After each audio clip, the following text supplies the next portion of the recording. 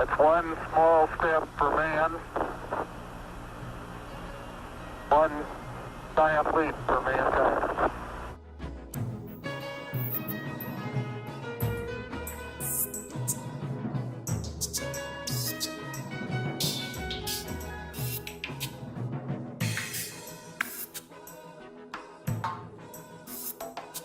As far back as I can remember, I always wanted to be a gangster.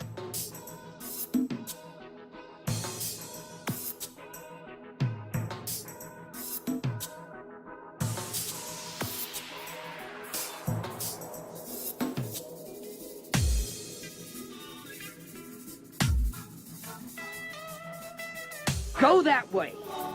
Really fast. Something gets in your way. Turn.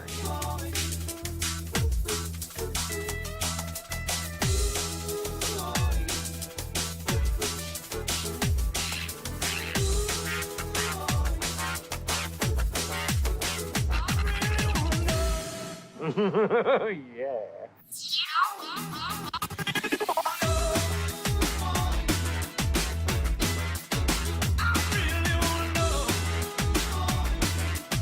Let's rock this joint!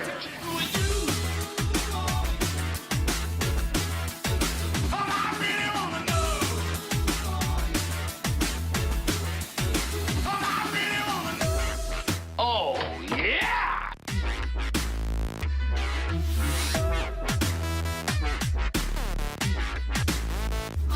You get nothing!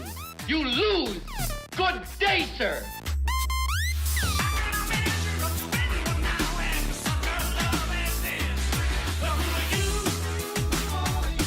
Inconceivable! When someone asks you if you're a god, you say, yes!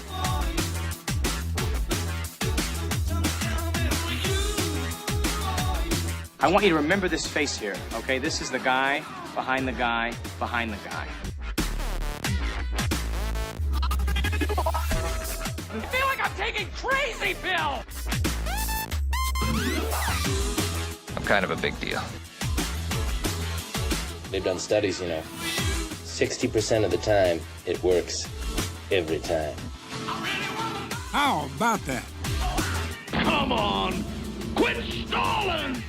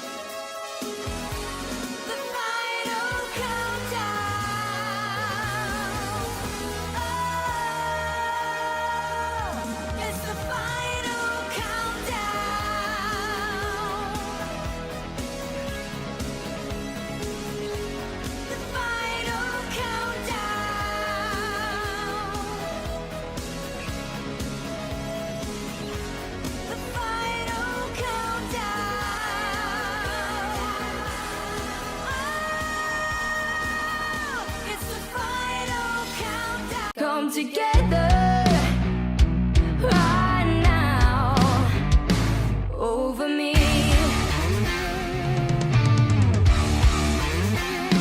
Right.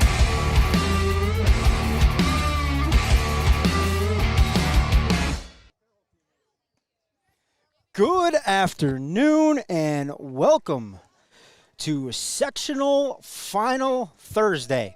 No better day than today. The only day that gets better is a week from Saturday, which both of these teams will hopefully hope to partake in. Winner goes on to state at Goodman Diamond next week. That game will be played on Friday at some time. Seeding still left to be determined. But first, a lot to be settled here. Callie Clutch Krieger alongside me with the play-by-play this afternoon. I'm Connor DuBois. It should be a good one. Callie, your thoughts coming in this one? Obviously, you have a close attachment to the Mishicot side of things, but you've got a ton of softball experience in your behind you. Thoughts coming in this one and your experiences playing in games such as this one? I think what's going to happen, what's going to be best for the teams to come out is You're good. Keep going. Is who can just be true to themselves, who just play a normal other softball game. I mean, there we go. There's obviously pressure added, but it depends on who can rise above and really block out everything else and focus on this one game. Well, I think, like you said, it's just another game, and it's that can whoever can settle in first. Very often in games like this, you see big first innings from one way or the other, and then from there, not a lot happens. So if you can keep it close in the early going, give yourself a chance down the stretch. Certainly put yourself in a chance to move on to state next Friday. Couple things about these teams. Mishicot, via the coin toss, is the visiting team. They come in 20-5 overall, 10-0 and champions in the Big East Conference. As we see the home plate meeting get underway there, they come in averaging nearly 13 runs a game and giving up just 3. They've had 8 shutouts on the year, and they're looking to earn their 5th trip to Goodman Diamond, or I should say 4th trip to Goodman Diamond, 5th trip to state. Yeah. Though, of course, the one year that they did win the state championship back in 2021, that state championship was played up at Goodman Diamond. You happen to be on the field for that one, and you also happen to be on the court for the state championship in basketball earlier that year. So a lot of experience sitting beside me here, especially if you're a Mishicot fan. So Mishicot, the perennial kind of powerhouse, they come in kind of same old, same old. They've been here before. Last year, of course, they bowed out to Random Lake in a sectional semifinal at home in that 5-2 loss. Meanwhile, Peshtigo, they come in putting their undefeated record on the line, 26-0 overall, 16-0 in conference play. They were first place in the Packerland Conference. Of course, one of the common opponents that each of these two teams had was Algoma, and they kind of played them at about the same time of year. Peshtigo beat Algoma on the 25th of April, 6-5 and 9-1. Mishicot went up there. It was kind of a late ad for Mishicot, just trying to get games in the early part of the season. They went up to Algoma and lost 8-7. Algoma also playing today. So 2 teams out of the Packerland still alive in Peshtigo and Algoma, and the one team alive out of the Big East is Mishicot. Similar thing, though, for Peshtigo. They come in averaging 9.7 runs per game, giving up just 1.5 per contest. So both teams, stellar pitching, stellar defense. The one thing that stood out, though, to me, Callie, was the 13 shutouts that Peshtigo has. And they have shut their opponent out the last 5 times coming into this one, including, obviously, both regional games and the sectional game. So something's going to have to give. Is it going to be the big bats of Mishicot that get shut down, or is it going to be the power pitching of Peshtigo that continues and propels them to Goodman Diamond? We'll step away when we come back. National Anthem starting lineups, and we will see you then.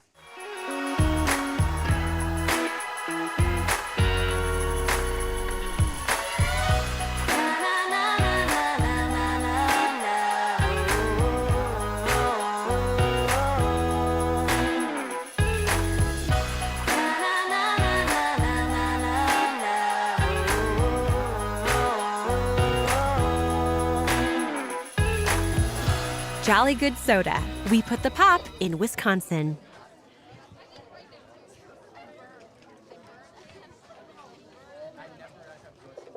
At this time, with both teams, please line up on the baseline in front of your dugout.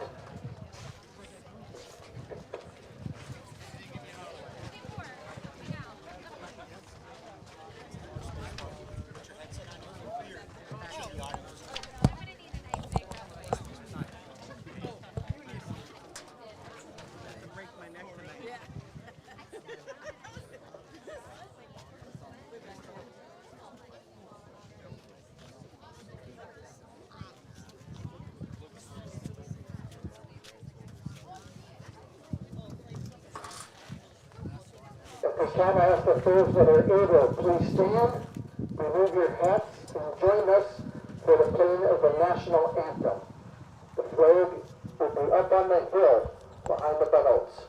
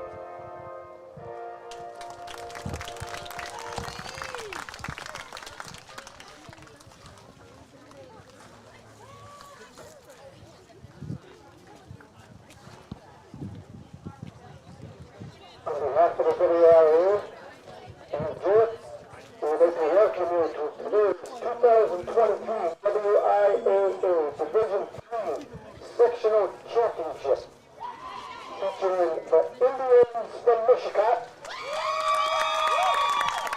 and the Bulldogs from Peshtigo.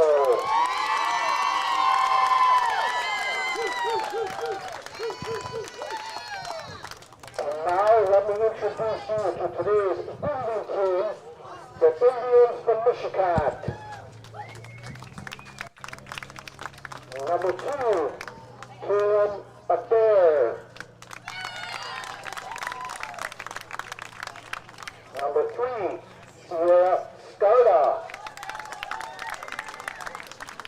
Number 4, Carson Close. Number 5, Karen Sanford. Number 6, Alicia Kondruski. Number 7, Casey Boucher. Number 8, Bailey Kirko. Number 9, Cole Nelson. Number 10, Kayla Newbar. Number 11, Cora Stadora. Number 12, Maddie Kingerthal. Number 13, Emma Schmidt. Number 14, Caitlin Callahan. And number 15, Taylor Mosher. Number 16, Sydney Boussard. And number 17, Taylor Bowman. The Indians are coached by Don Schmidt, assisted by Heather Garcia and Becky Onvester.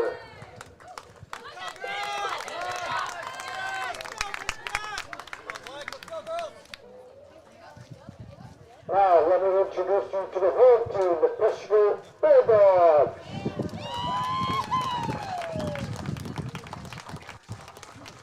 Number 2, Samantha Waukesha.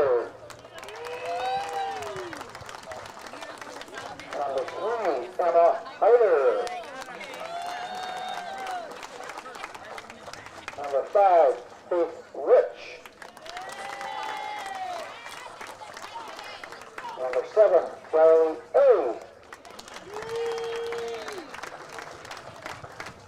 Number 9, Allison Pierce. Number 10, J.C. Patton. Number 11, Presley Quinn. Number 12, Russell. Number 13, Wiaa Satka. Number 17, Avery Keeble. And number 18, Stephanie Aaron.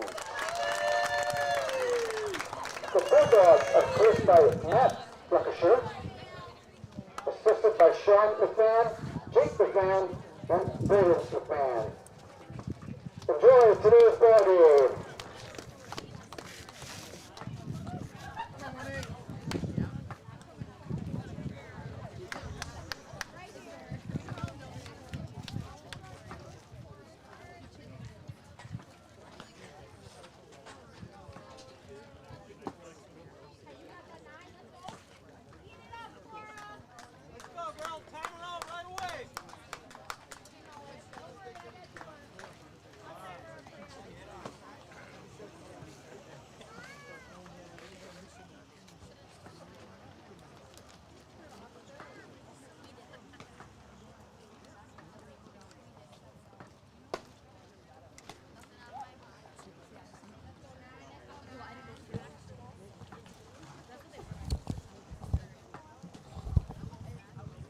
All right, we are back. National anthem in the books.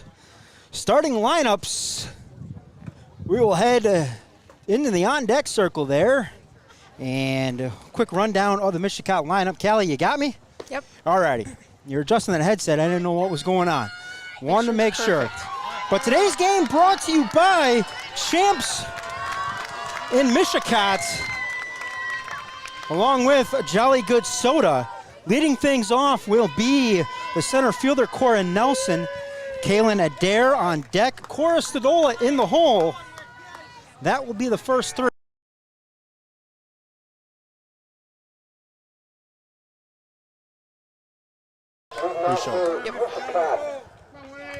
In the circle this afternoon for Peshtigo,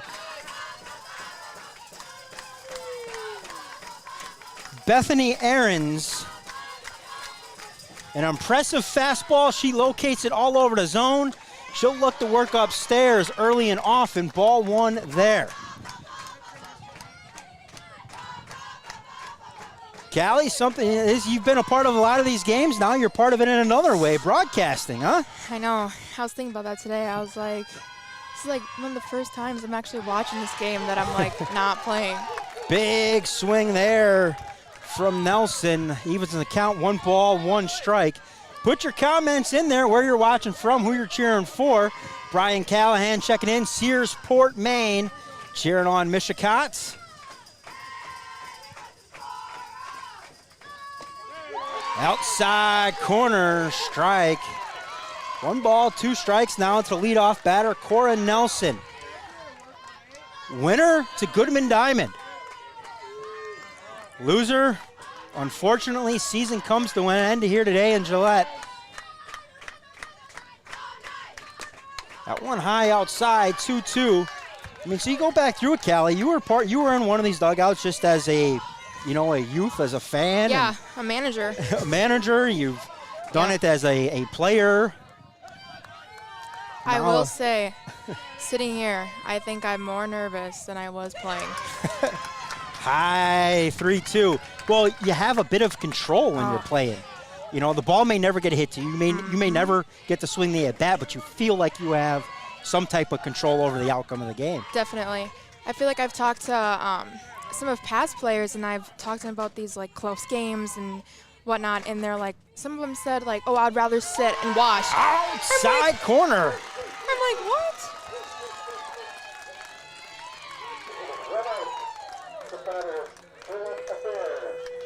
Boy, outside corner.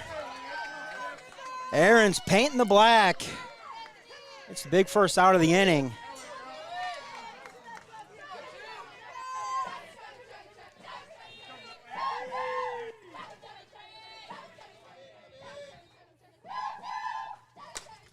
First pitch swinging, that one skied high. Left center field, coming over, making the grab is Russell, the center fielder for the Bulldogs of Peshtigo. My apologies, it's actually Ellie I switched up my game sheet. Left to right in the outfield, Kehoe, Ellie, Rich. That was Ellie coming on in center field, making the grab. That's where Callie Clutch used to roam, that big center field out there. That's probably why he felt he had so much control. Yeah. So now Cora Stadola steps in the box. She will be in the circle this afternoon as well for the Indians.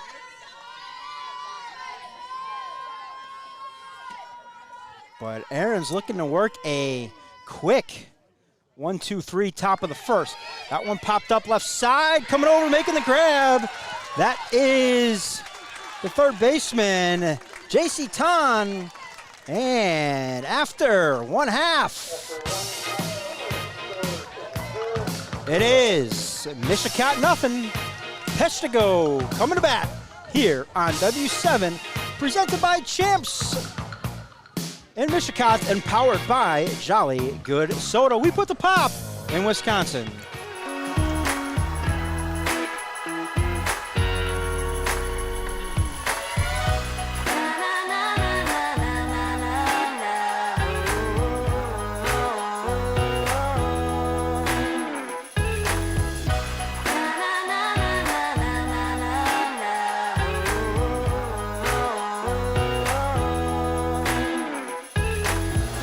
Jolly Good Soda. We put the pop in Wisconsin.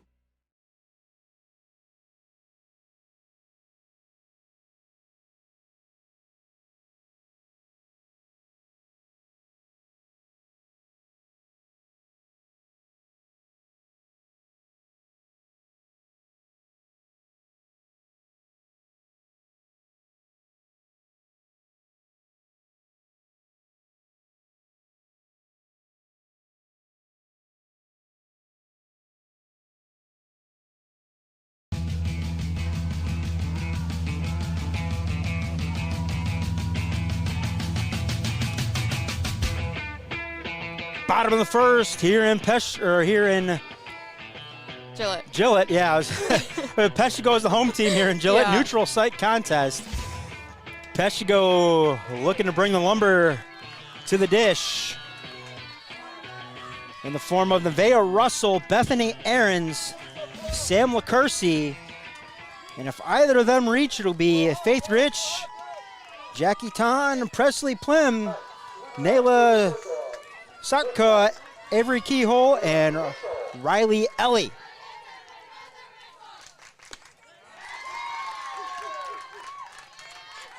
First pitch from Cora Stadola outside.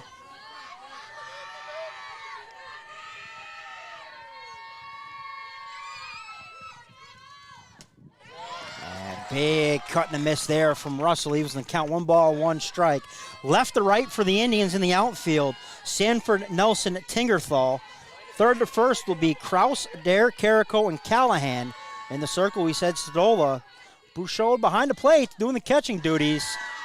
Unable to frame that ball there into a strike. So 2-1 the count now to the leadoff batter here. Bottom of the first in Gillette.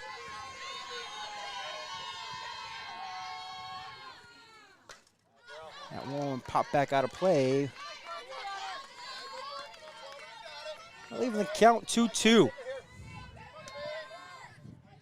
Callie, you played with a great leadoff batter in Mishicot and Abby Garceau. Now she's leading things off for UW Oshkosh. But how important is that leadoff batter? Right side, under a diving attempt and glove of Carrico. So that will lead right into that question. That leadoff batter, how important is getting her on and getting things started? I think it's crucial. I mean, you come into games and you know these pitchers are good, and if you're on the bench or if you're on the deck, you're like, she looks fast. Am I gonna be able to hit her? And when you see your teammate hitting her, you're like, oh, no biggie. Like, there's another pitcher. But yeah, it's a whole mindset. It's what you think and what you see. So Russell aboard with the leadoff single. Bethany Aarons, the pitcher, now in the box. A little bit of a wiggle there. She takes ball upstairs, 1-0.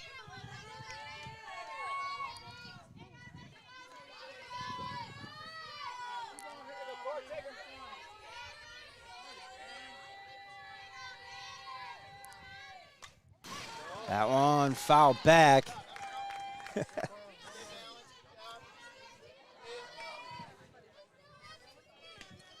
The Willems family, I'm sure that's Scott, because I see the comment in there says, let's go CD. Yeah, I know. Too much excitement here. But that one, ball as well. 2-1 the count. Scoreboard all the way down in the left field corner. Way to our left. That one upstairs. For Mishicot, the top of the first, I think it's going to be big just for them to just get one out. You know, just to get the start of it, like, just relaxed and settled in. And well, you go back to the last time they were in this level of the game and going to state, you know, a lot of these kids were freshmen. Some of them weren't even on the roster, obviously, but Stadola was on the roster. Callahan was on the roster. Cornelson. Yep. I even think about our girls' state basketball. When they went to state this year, I mean, there's only a handful of girls that was on that team that's on this team. So, I mean, they're very young, but. That one skips off the plate. So a walk to Aarons will now put runners at first and second.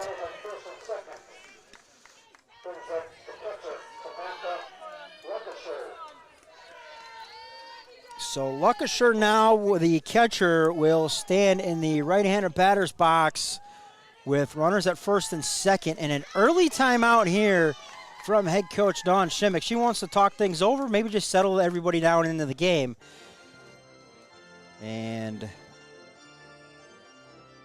they'll talk it over as well down the third base line. So, Callie, you know the head coach pretty well. What do you think's going on in the mind out there of your mom? You can see right now, she just clapped her hands. So she's probably like, let's go. But she probably just, you know, calming spirit, just trying to calm the girls, just relax. We got it. Like, it's top of the first. It's bottom of the first. We got the whole game. We just got to get 3 outs, start with 1. Exactly. I mean, you were going to have to score at least 1 run anyway to win this game. So to give up 1 isn't critical right now. Just focus on getting outs.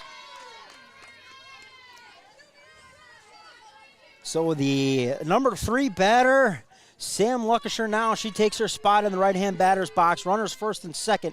Nobody out. Bottom of the first here on W7. Today's game presented by Champs and Mishicot. They got good Thursday special going on. Hopefully you're down there tuning in, watching the game, getting some wings and what other refreshments they have. That one inside, even the count 1-1. And if you're not there, hopefully you're enjoying a Jolly Good Soda somewhere. Jolly Good Soda powering our broadcast all season long. Big thanks to them. Luckisher in the box right now, looking to power something into the outfield and get the scoring started here for the Bulldogs. That one low, 2-1.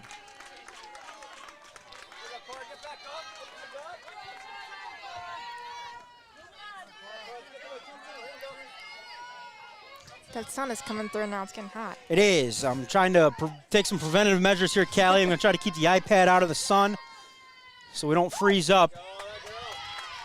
Stadola fires one inside corner, 2-2.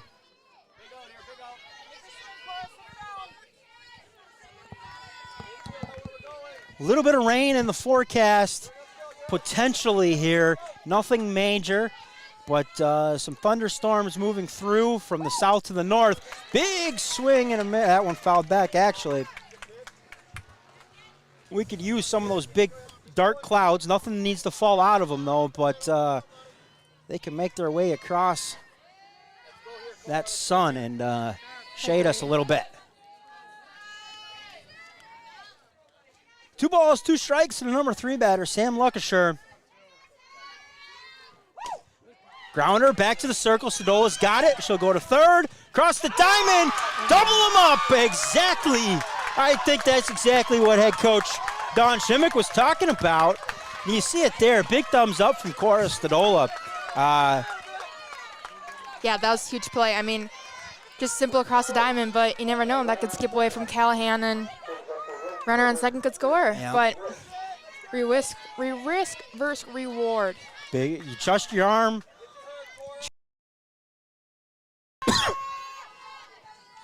So big momentum changing play here, bottom of the first. Runner at second is Ahrens. In the box, Faith Rich, the right fielder, wearing jersey number 5. Both teams wearing black uniforms. Peshtigo, of course, in the blue sleeves, blue numbers, white outline.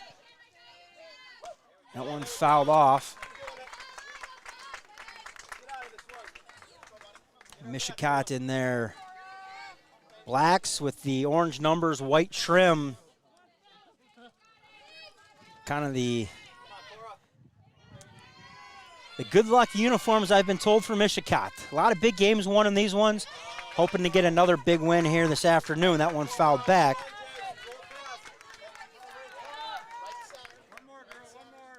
And 1 ball, 2 strikes to count. And so now after a rocky start to this half inning, Cornastadola 1 pitch away from getting out of this one. Low inside, 2-2.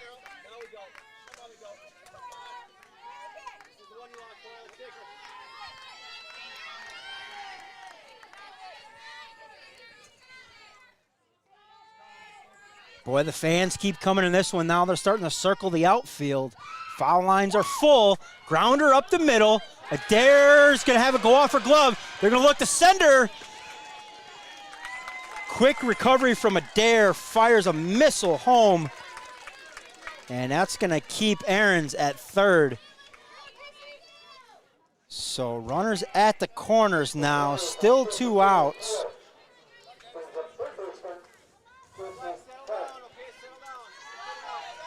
Let's see what they do here. J.C. Tan, the third baseman in the box. Runners first and third. Let's see, like you said, if they put runner in motion. And Tan going to step out. Coach giving her a sign. She wasn't even looking. I think it was more so for the runners at first and third. That's what I was going to say. Good stop by Casey Brusha back there. We are about halfway down the line of home and third here. Beautiful view of the diamond. The only thing we're missing is a scoreboard in right field. Scoreboard set up down the left field line. That one high, 2-0. Of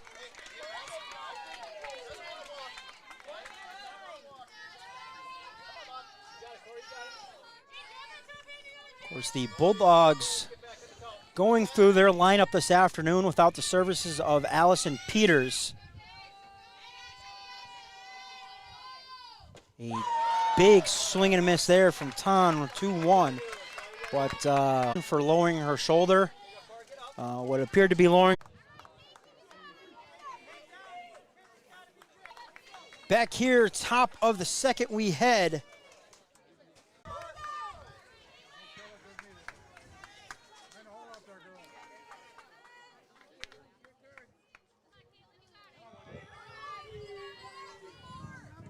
Up now is Caitlin Callahan, number 14.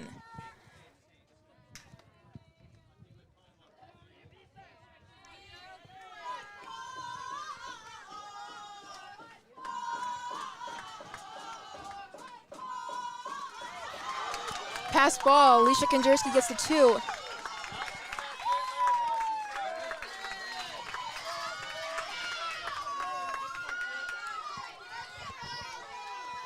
Caitlin Callahan and Bethany Arntz actually have played travel ball together, so they're actually good friends. Caitlin used to catch for her a little bit, so it's a little combo here. They know each other, so it should be a good matchup throughout the day.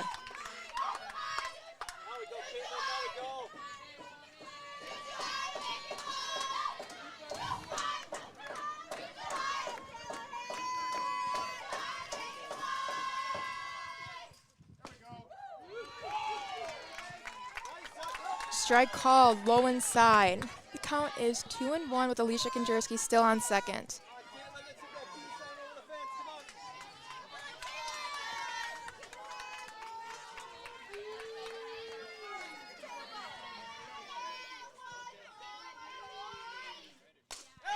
Line shot over the center fielder's head.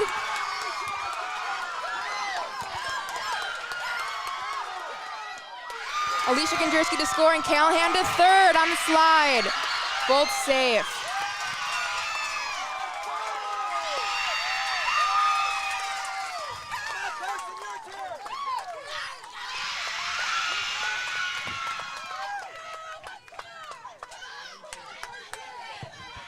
Up now is number 4, Carson Kraus, with no outs, and Caitlin Callahan on third.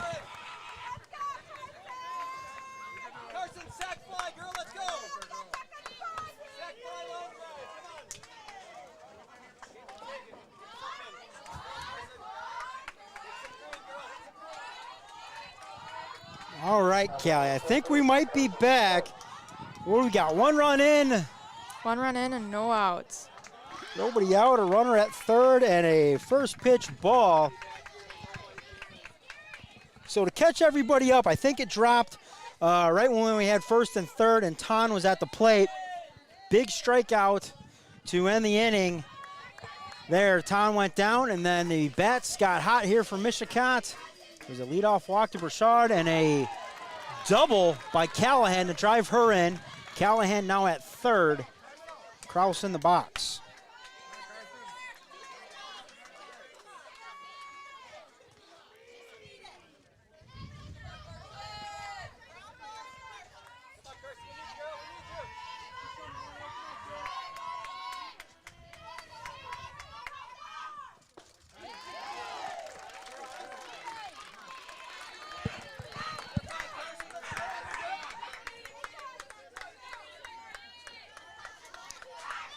All righty. I'm seeing life on the broadcast. I'm back in the shade trying to keep the iPad cool. We should be good the rest of the way. That one high. Almost looked like a rise ball there. So 2 balls, 2 strikes here to Carson Kraus. Sanford awaits on deck.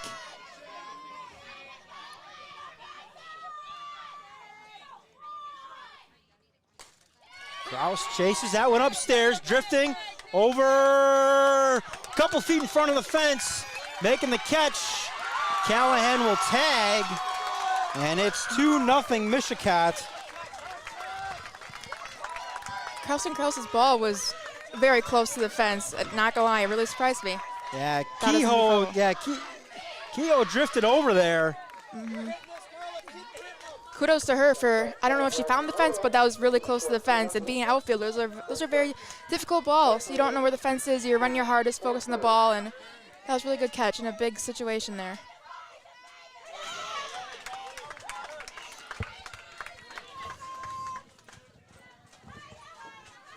Kieran Stanford is in the box now. She just received 1 ball with nobody on base, and there's currently 1 out.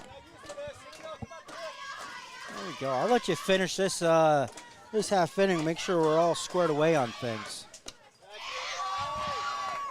Another high ball given to Kieran Stanford.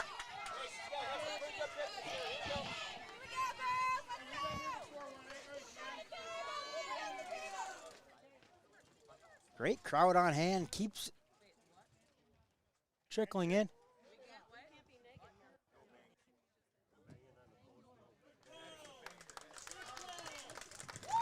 So a warning to the Mishicot dugout. They're saying they could be loud, they can cheer, just no banging on the dugout, I think was the comment.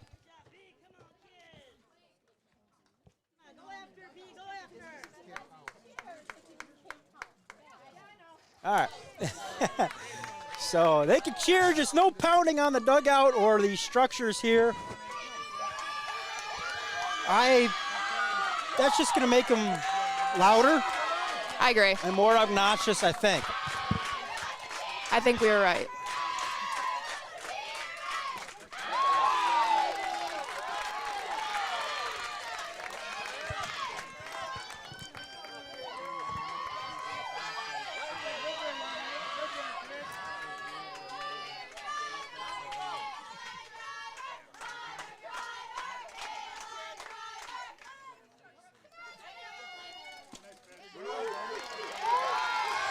like a low inside strike called on Kieran Sanford. Counts 2-2 now.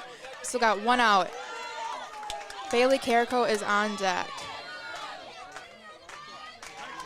Let's see what Bethany Arms comes with here.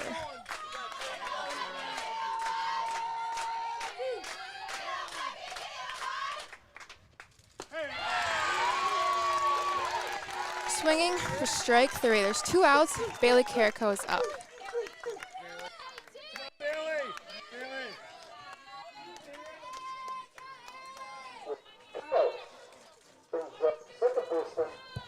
I gotta give a shout out to Bailey Carrico. I mean, she's wearing number 8. She's one of the best numbers, you know, to wear softball. So, see what she can do here with it.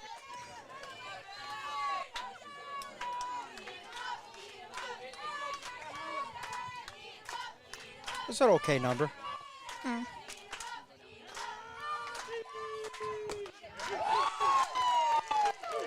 Strike called on Bailey Carrico. Looked, if I had to guess, looked outside, high outside. So the third baseman moved up a little bit here. First baseman 2. Bailey Carrico hits the ball out to the right fielder and she catches it.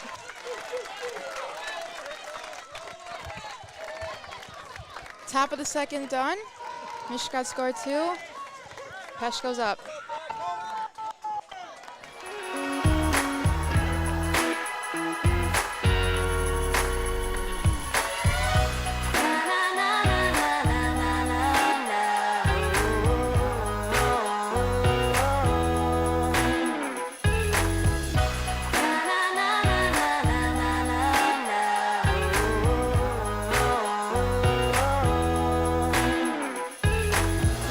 Jolly Good Soda.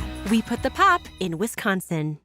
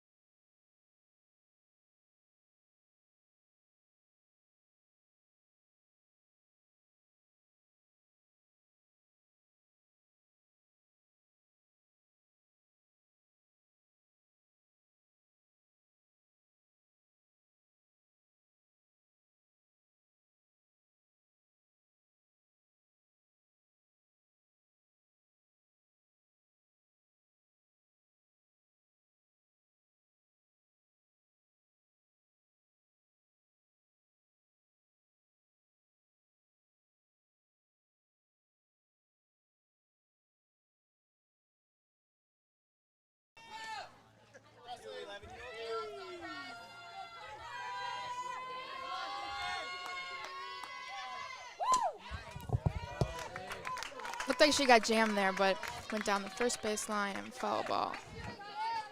1 ball, 2 strikes.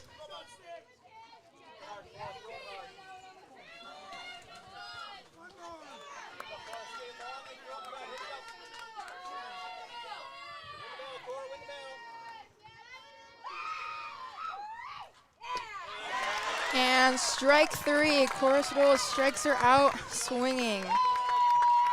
Up now for Peshtigo, we have number 14, Nila Sotoka?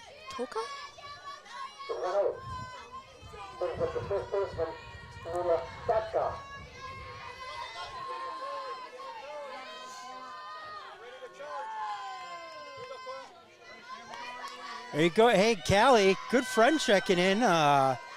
Long-time supporter and continuing to support you, Terry Risch. New broadcasting career for you. You know. Saving the day here because I'm able to run around and deal with the technology issues. And you just keep calling the game, and Hey, I'm glad to help. we'll be in great shape.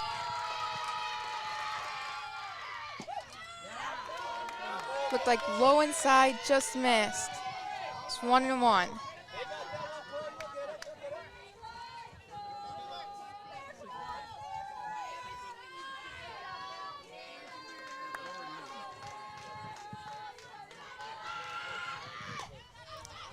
Foul ball.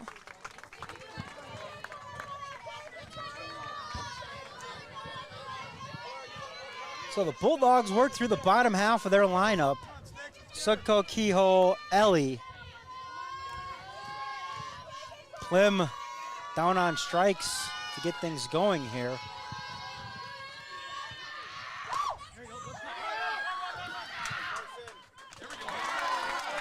Nice job, that one just inside the chalk. Kraus fields it, flips the rock over into our broadcast booth.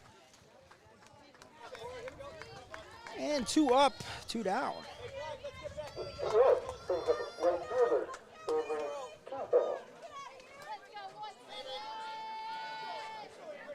Up now is number 17, Avery Kehoe.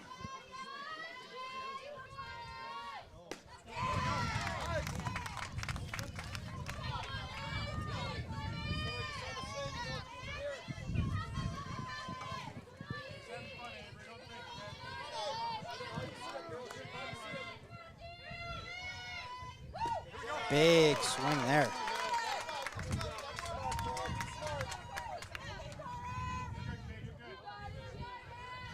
That wind begins to pick up. I think everybody here will appreciate that wind.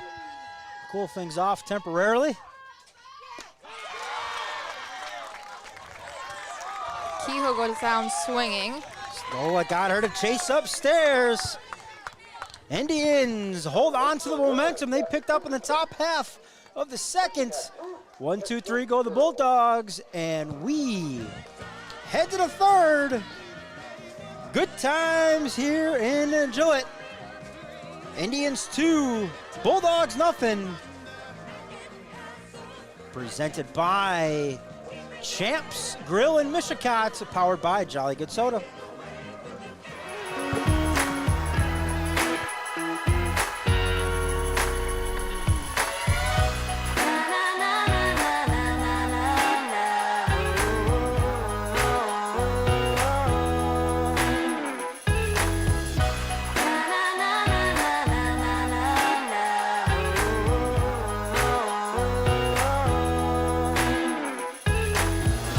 Jolly Good Soda. We put the pop in Wisconsin.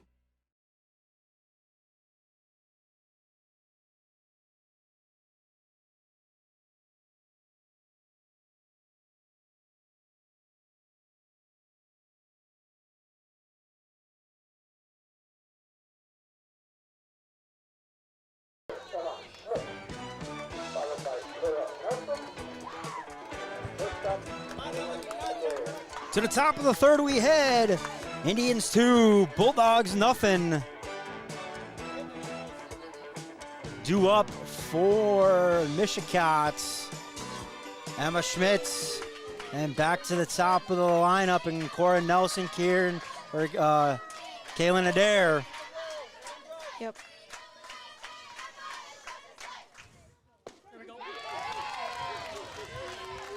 High strike called on Emma Schmidt. Got in the box, like to see one. Always good.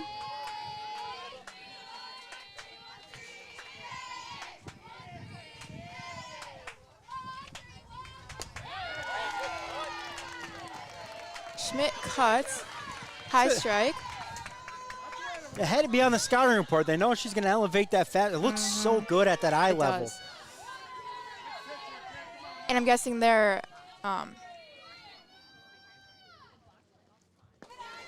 Peshtigo's idea behind that is having them swing and get a pop-up, and they'll get out of it.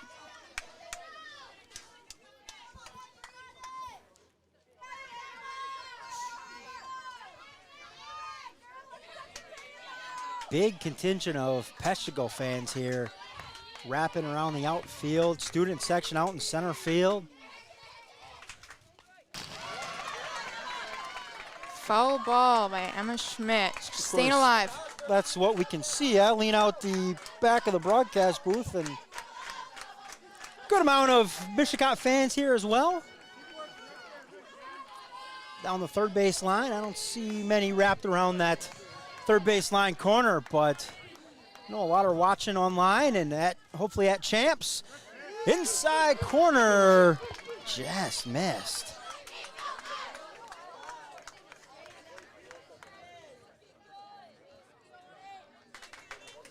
The count is 2-2 still on Emma Schmidt here. Let's see what Bethany Arns comes with here. I think she looks to elevate this here, get her to chase again. Seems like her go-to pitch. Ooh. A little chopper, just foul. Tan coming in from her position at third, grabbing that before it had a chance to spin back into fair territory.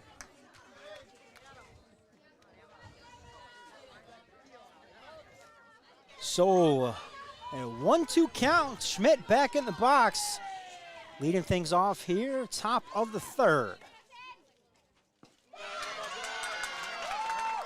Schmidt's working a good at-bat here. She's gone into full count here.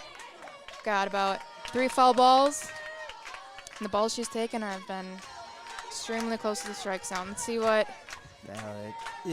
2-2 discipline right there to take that. Aaron's trying to get her to fish down low.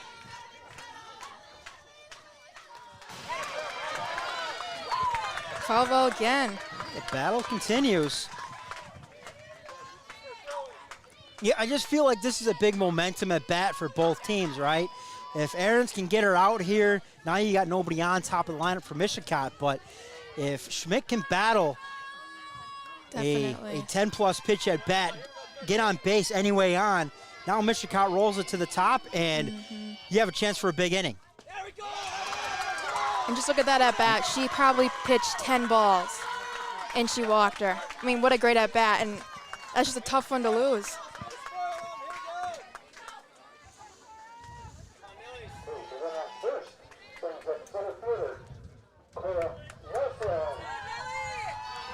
Up now is Cora Nelson. It's Mishicot's top of the order. We've got Emma Schmidt on 1 with no outs. Patrick Legg checking in from Belle Plaine, Minnesota, cheering on this one in the box. Cora Nelson, and of course, the rest of the Mishicot Indian squad. Ball high to Cora Nelson. Schmidt, always a threat to steal.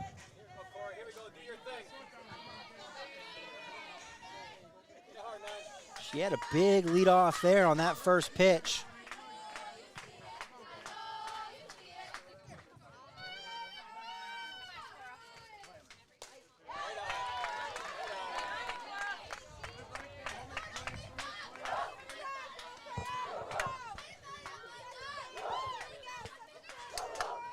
Over the season, Mishicot has developed these cheers. And I gotta say, there's one of them that I love. It's the big dog. I don't know what it is, but they bark, and it's so funny.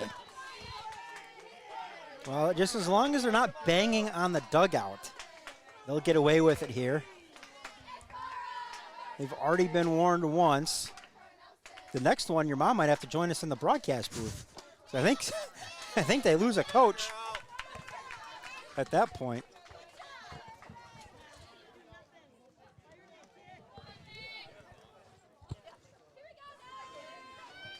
The count to Cora Nelson is 2-1, with Emma Schmidt still on first and nobody out.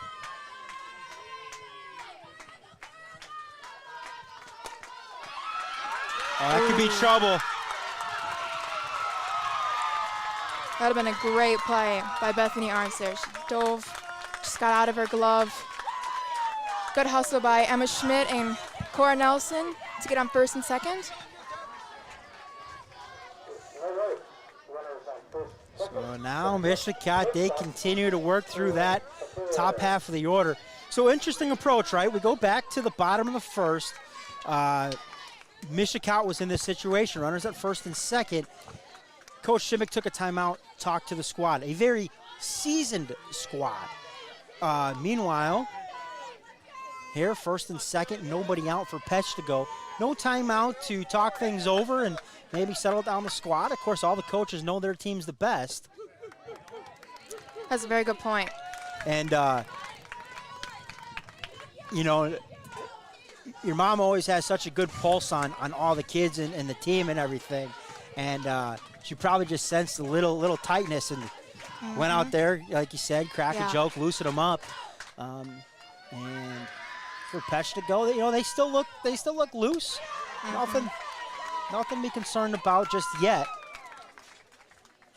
I think calling time out here, I mean, obviously there's good and bad things, but I think just a simple, like, you know, it's okay, relax, like, can really just calm a person. Counts 1-1. Kaylin Adair got runners on first and second with no outs. Adair fouls it off. It's 1-2.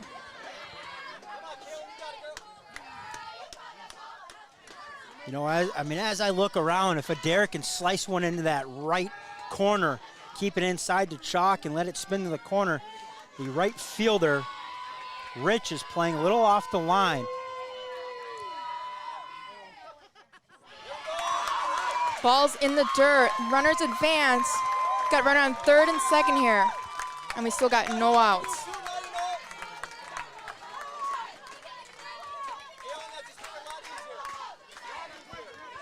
Stadola on deck. She might have a chance to really help her own cause here. Should Adair reach via the walk, bases would be loaded. Of course, Adair looking to pick up a couple RBIs of herself right here. She's not going to chase. There's that high pitch again from Bethany Arns to Kaylin Adair. Gotta say, that seems like her go-to pitch. I mean, once as a player, I mean, I probably would have swung at that. I mean, looks like we talked. It looks so good. Big old beach ball coming up there. My theory is it's coming already. It's already at the top of the fence, so you only got to lift it just a little bit. Right, and you got runners on. Like, what else? Like, you want to put it. Like, you're aggressive. You want to hit it. Good discipline by Kaylin Adair. Kaylin Adair now works us to a full count. It's another long at bat. Yeah. Emma Schmidt had one to start things off, eventually drew the walk. Was Cora's a long bat? No, she was like 2 or 3 pitches in, then a little grounder up the middle. Oh, yeah, that's right. Off the glove of Aarons. So now another long at bat, second one of the inning here. The payoff pitch is low.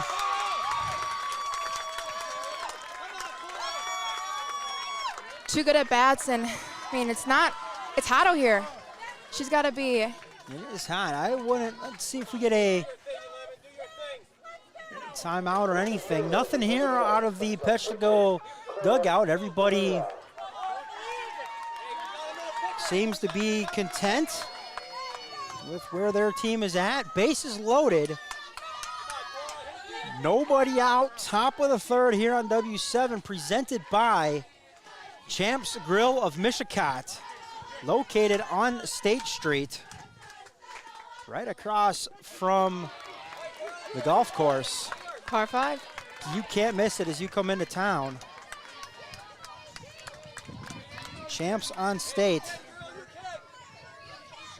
Mishicot looking to make another trip to State. They lead 2-0 here in the early going.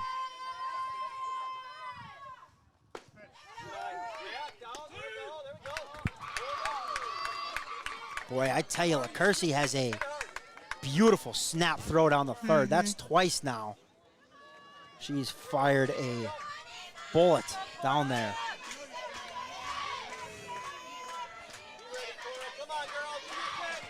Emma Schmidt not venturing too far away, though. Her uniform still looks pretty clean.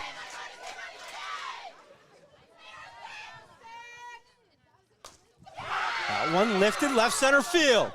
Drifting over, making the catch is Ellie, tagging Schmidt. She will score. And advancing 60 feet, Nelson and Adair.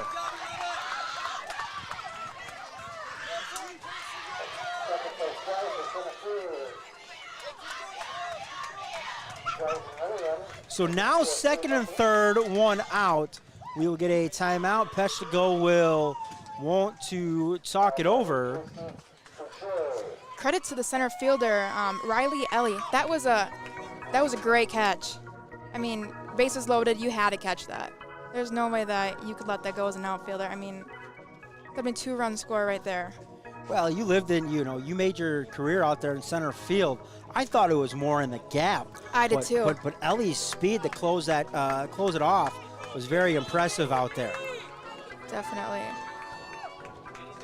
So now, 1 run in, runners at second and third. We'll put you in that huddle there, Callie. And what do you think Peshtigo is talking about as they trail 3-0 and still runners out there to do more damage? I would just tell him, let's got to get it out somewhere. We can't let him get on and just play our game. Ooh. It's a tough strike. Throw the knob of the bat at. I mean, that's what you're trying to do, right? Yeah, you are. Throw your hands in the knob to the strike zone, but not foul it off. Not the actual knob. Yep. Coach, I did what you told me to do. Yeah, right. I mean, we do teach our kids that. Knob the ball. Knob the ball.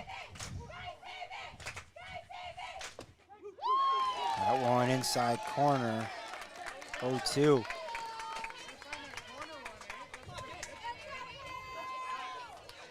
Looks like Arndt here is working a little faster. She's got 2 strikes on her right away. Let's see what she throws here. I mean, for me, it all goes back to the at-bat of Emma Schmidt to lead things off. Mm-hmm. On shot, that's going to end the inning. But not before Mishicot can strike for 1. They got a leadoff walk from Emma Schmidt, loaded the bases. And she scored on the sacrifice fly from Nelson. After 2.5 complete, Mishicot 3, Peshtigo nothing. Here on W7, presented by Champs Grill in Mishicot, empowered by Jolly Good Soda. We put the pop in Wisconsin.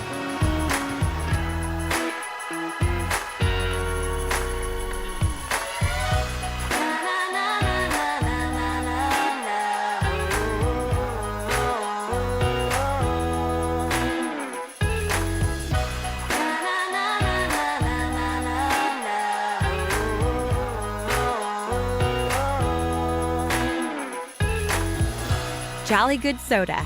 We put the pop in Wisconsin.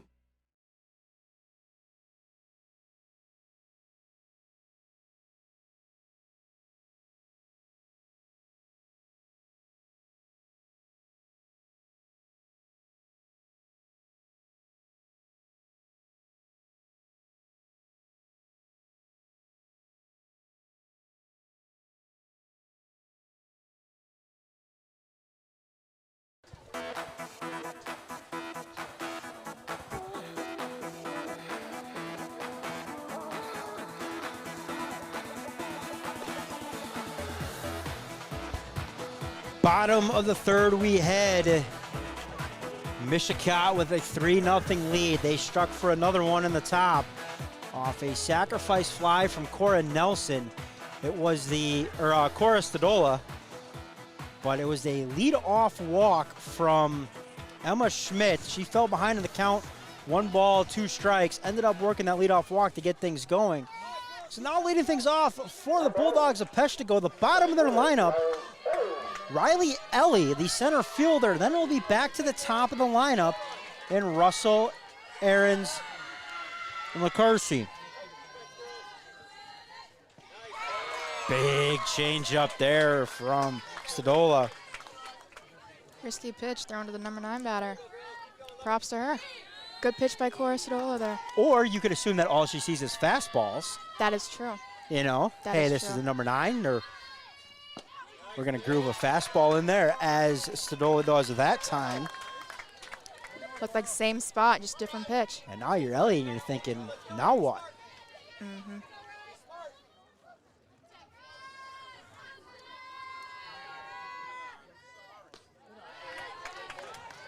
Good mix, good mix.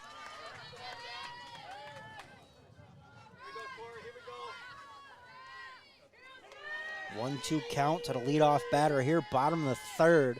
Riley Ellie for Peshtigo. Big swing and a miss. Down on strikes, another strikeout for Cora Stadola.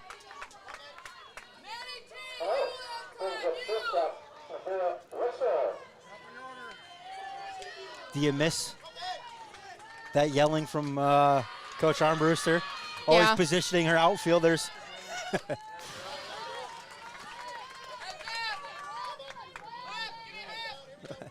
She always seemed to have you guys positioned so like so well, perfectly. Yeah. Over the years, it is amazing. Definitely. Top of the lineup here, Nevaeh Russell. Change up, drives that one back up the middle. Stab at it from Carrico, but in the center field it rolls. So now a 1-out single, and top of the lineup here. Good spot to be if you're Peshtigo and a Bulldog fan. We're right next to the Mishicot dugout, and Coach Armbruster saying pretty much put your heels on the fence. Back up. Basically.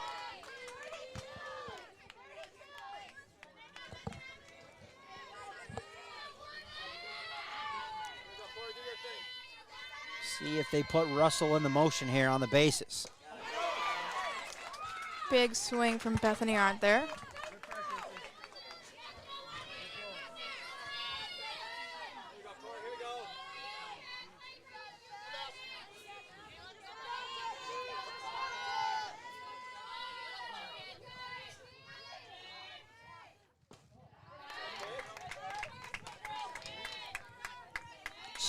She watches ball one go by low.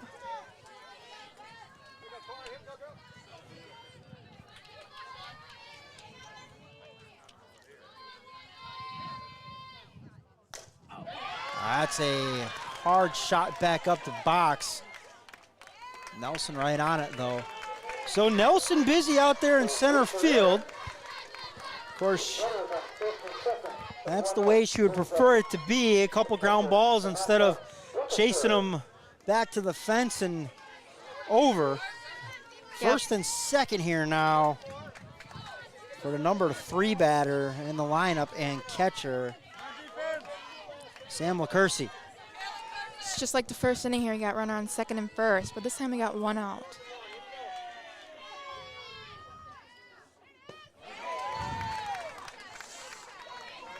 Get yourself a nice little 3-run lead too. That is so also you true. you could be a little more selective on the pitches. You can work those corners and definitely.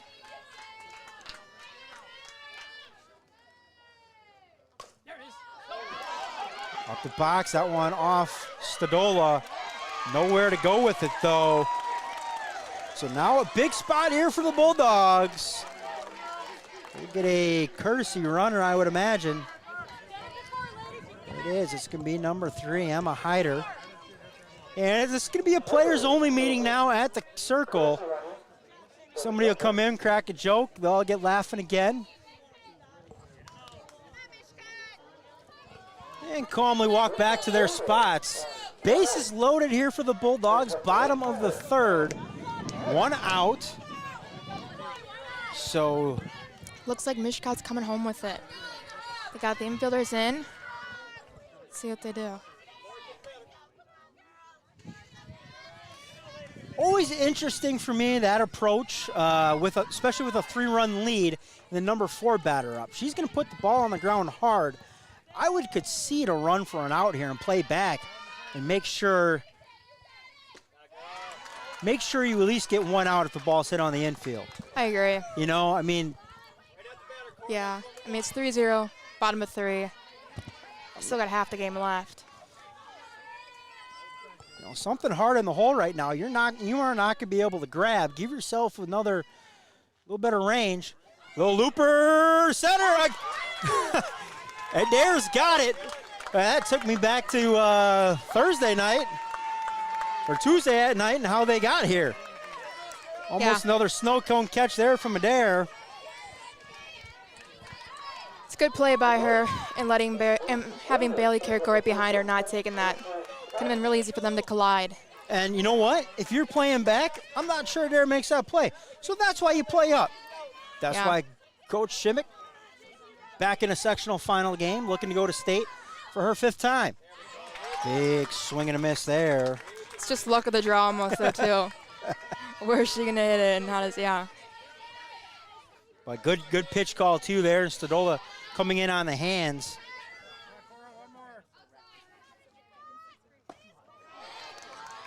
I went upstairs. That'll even the count. 1 ball, 1 strike. To the number 5 batter, Tan. Third baseman made a nice double play to end the threat in the top of the 3rd. Get her Bulldogs here to the plate. Now she'll look to get them back into the game. They trail 3-0. 1 ball, 2 strikes, and nobody out. I mean, 2 outs. Ooh, 2 outs, not nobody out. Let's not go backwards, Callie. Yeah.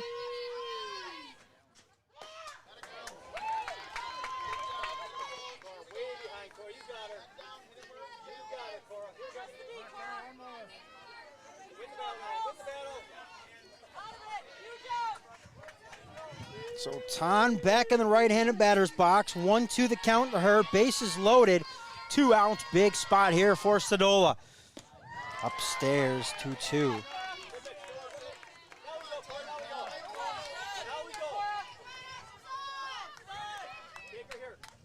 Salvador Barrera checking in from the Bronx, New York.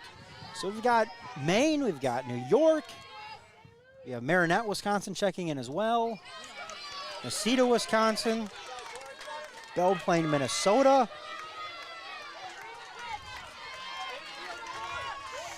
For this big sectional final Thursday, big pitch here for the junior Cora Stadola.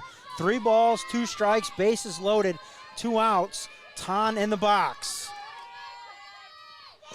Right down Broadway, strike 3.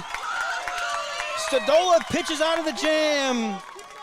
We head to the top of the 4th. It is Peshtigo 0, Mishicot 3. Coming to bat here on W7.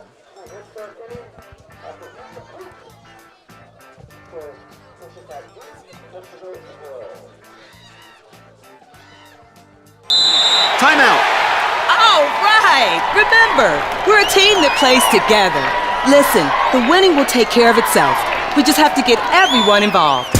In interscholastic sports, we celebrate what makes every one of us unique. And in the pursuit of a common goal, everyone in the huddle, in the bleachers, and in the community comes together. This message presented by the WIAA and the Wisconsin Athletic Directors Association.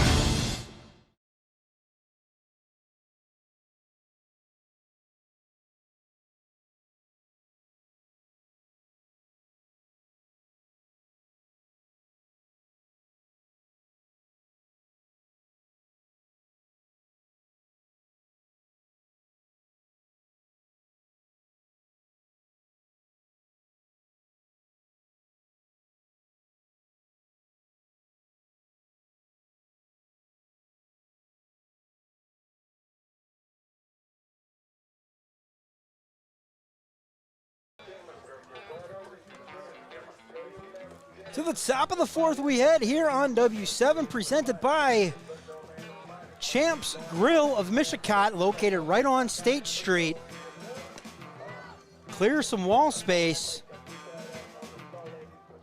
If Mishicot is able to hold on to this one and head back down to Goodman Diamond, good chance to hang another banner there in Champs on State. But lots of softball left to be played here in this one.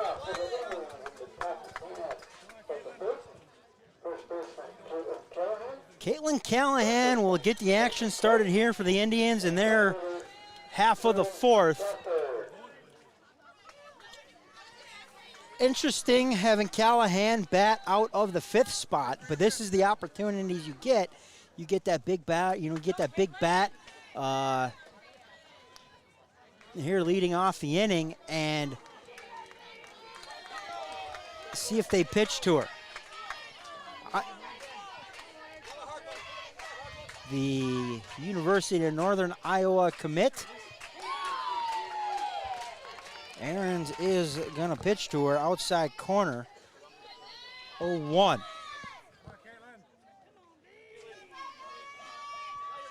Of course, Mishicot, they've played a tough non-conference schedule. We didn't get really a chance to talk about that in the beginning because of the technology issues. That was something I wanted to highlight. I mean, they have played, so they're 20 and 5. They're 20 and 5, but those 5 losses to Algoma, who's playing today, Division I Ashwaubenon, Division I Kimberly, Division I Bayport, and then they lost to Chilton at the St. Mary's Triangular. Big cut there from Callahan. But of course, they came back and they avenged that loss in the regional final last week. But you look at those games, Ashwaubenon, 3-2 loss. Kimberly, 7-3. Bayport, 6-1.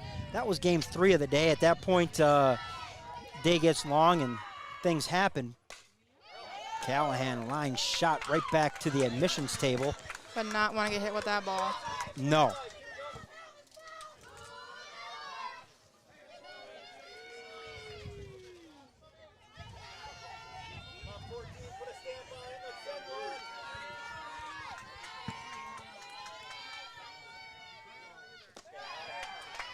Top. That one upstairs. 1-2.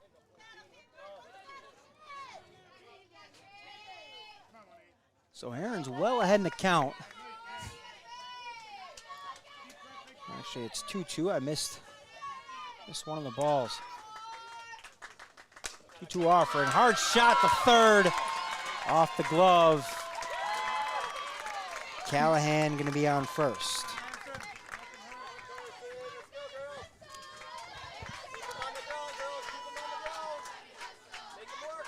Shout out to Caitlin Callahan. If you ever watch her run bases, run to the base, when she comes out of the dugout, she's always hustling. Her leadoff, it looks like she's always stealing. Kudos to her. Just very simple things, but you definitely see when you're watching the game.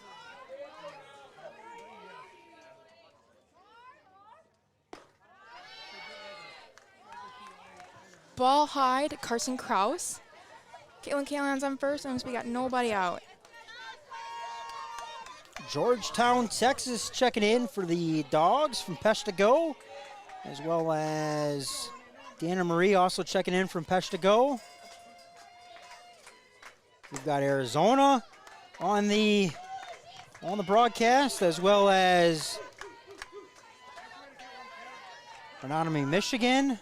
So making our way around the state and around the U.S. this afternoon, Callie.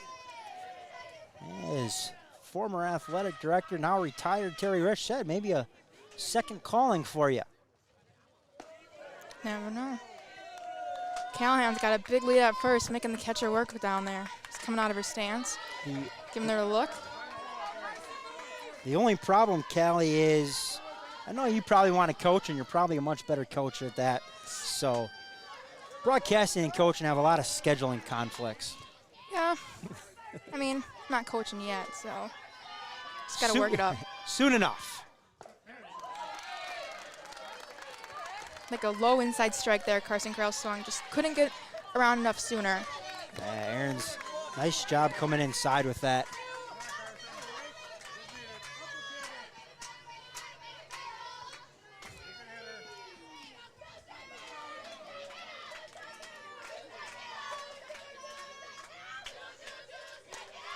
Come inside again, and going to be off the tent behind the dugout.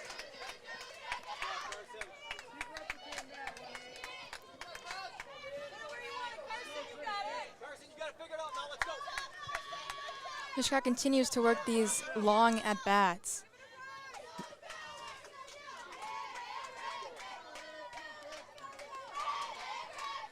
Nicole Wisey checking in. Can't leave out Francis Creek. Crook. Highly debated all the time. Big fastball inside corner. Ahrens gets Kraus for the first out of the inning.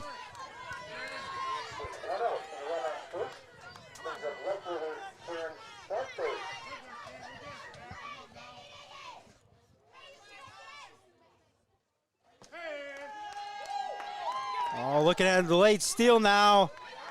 Nice job. Quickly retreating the first was Callahan. Strike on the pitch, though.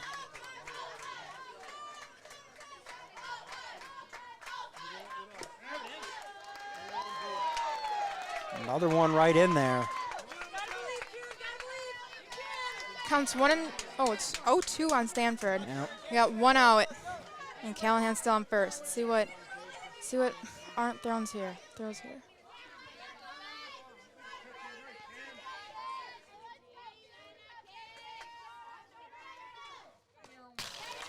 That one fouled back. It's a good pitch to throw.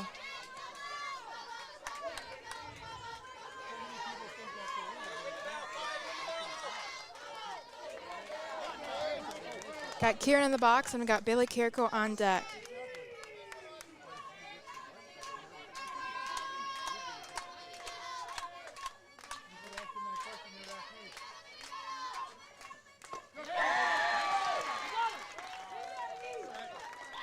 Boy, I tell you, that arm of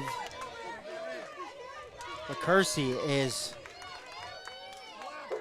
magical. It's got to be sore.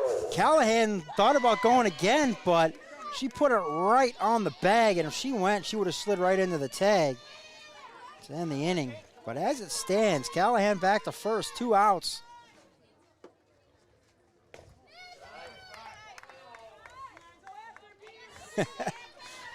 Look, gamesmanship out there going on now. It's giving her a big lead. Surprised she hasn't thrown it. She walks out there. Callahan walks back to first. Always the games within the games. That's right.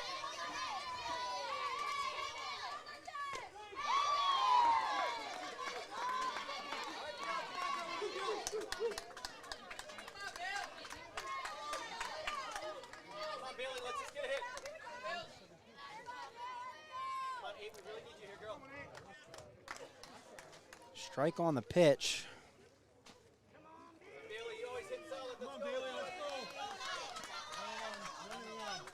Some confusion, I think, on feels strike or ball or. There's 2 pitches, so it's either 1-1 or 0-2. I think it's 1-1.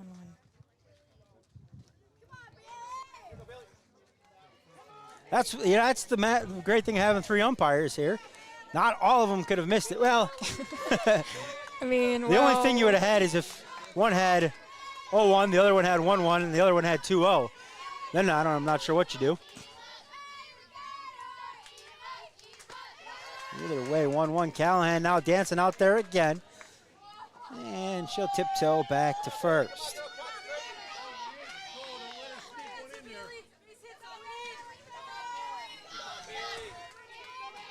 I think Callahan trying to draw that throw down to first. But Sam LaCursey not having any of it. There she goes, Callahan off to the races.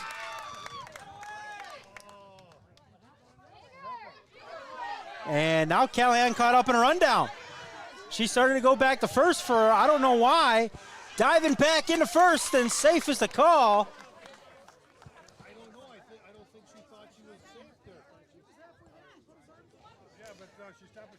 Wow.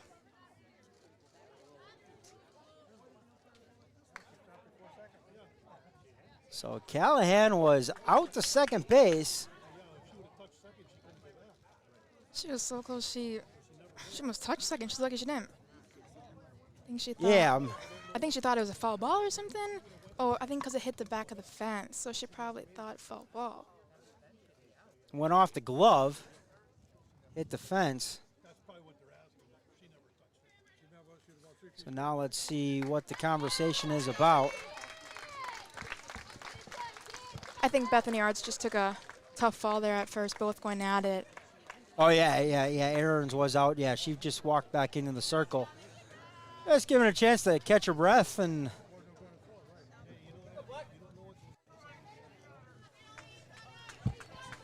the question is, Was that a ball or a strike to Bailey Carrico?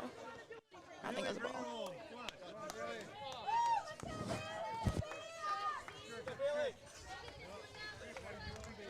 So 3-1 the count now to Carrico. Aaron's back in the circle.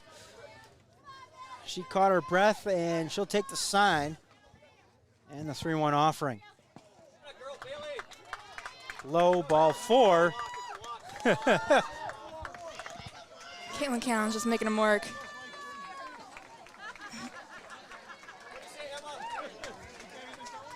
Could have saved a lot of time, Caitlin. Just could have stayed there the last time. Yeah, right. Caitlin's working harder than anybody else out there right now. Yeah, right. Honestly.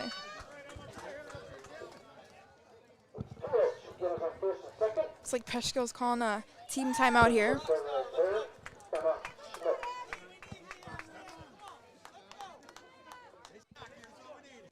So a players meeting here in the circle for Peshtigo. They'll talk it over. First and second, 2 outs.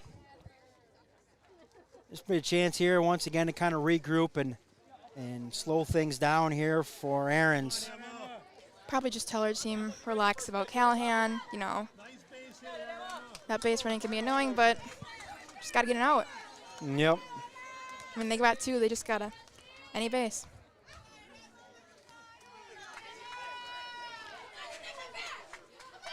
So Emma Schmidt in the box now. Inside 1-0. But see, so you got this big lead for Callahan. So when we played, what we always did was second and third basically or second short would vacate, and we'd sneak the center fielder in behind because you're watching the second baseman and shortstop to cover. If they're nowhere near the base, you think you can get a bigger lead. Definitely. I mean, as a center fielder, that's what I would do. And then you just kind of sneak in like right now. Yeah. Right now, if I was Ellie, I would have stopped there. I agree. I mean, they're 2 steps in front of the fence. So 1-1, and then you throw it quickly back to the circle and a little relay back to second and see what you get. That one fouled back. You know, because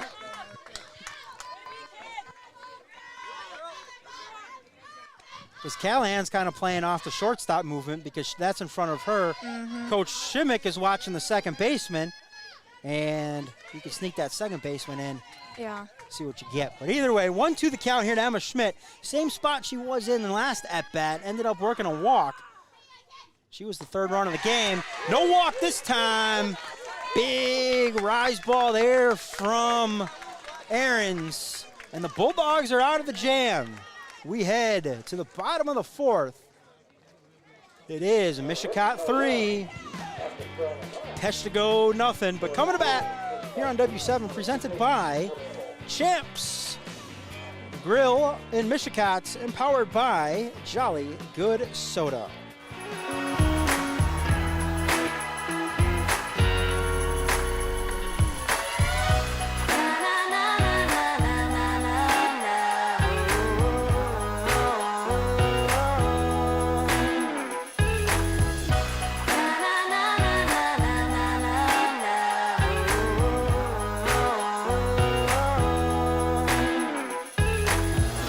Jolly Good Soda.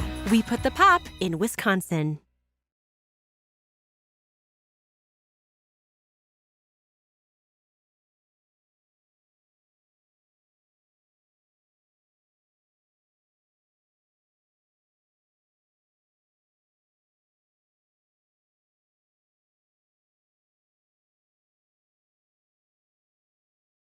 The 2023 WBCA Girls Basketball All-Star Games are on W7 on June 28th.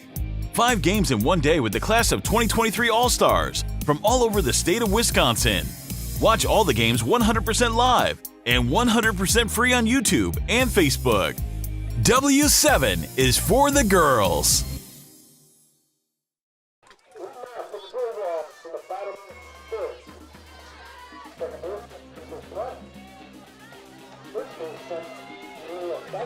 Bottom of the 4th. Here on W7, Bulldogs right at the halfway point. They're going to have to get something going Presley Plim in the box. Double ones. Fouls the first one back, 0-1.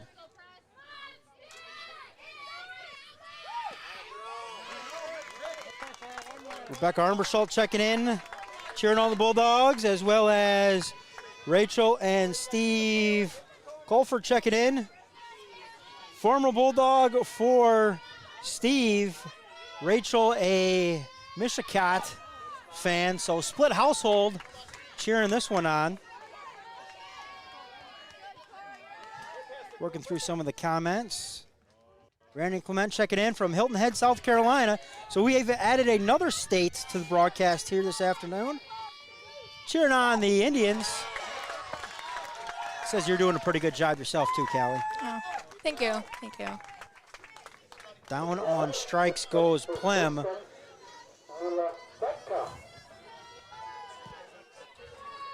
So Sutka now with one out. Stadola finding a bit of her groove here in the circle. On a high, 1-0.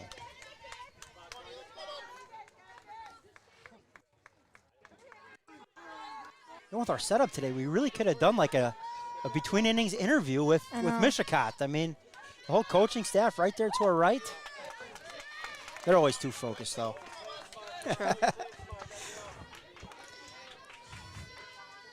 1-1 count here to the second base, or the first baseman, Nayla Sutka.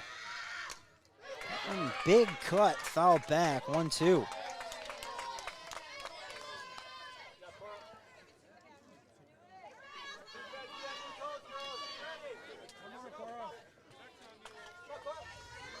Beautiful afternoon here in Gillette, Wisconsin. Sectional final Thursday. I went upstairs, runs the count 2-2. You know, we talked about it in the open, Callie. Something was going to have to give. Both of these teams come in averaging 9+ runs apiece. So far, it's been the power pitching kind of both. That one right down Broadway. A backwards K for Stadola as she gets Sutka looking. And 2 outs. I don't think this one's going to end this way, 3-0, but Peshtigo shut out their last 5 opponents, 13 shutouts on the year. So 3 runs is an impressive outing for Mishicot so far. Meanwhile, 8 shutouts in the circle this year for Mishicot.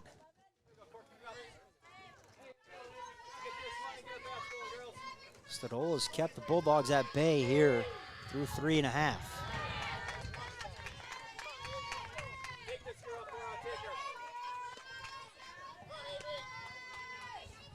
Avery Keyhole, the left fielder, in the box, and 1-1 count to her.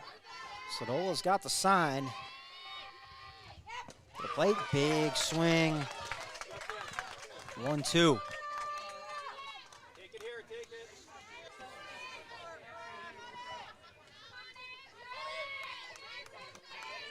Really go for an icy right now. Man, that sounds really good. 1-2 offering inside. Oof. That had just missed. That was a good spot.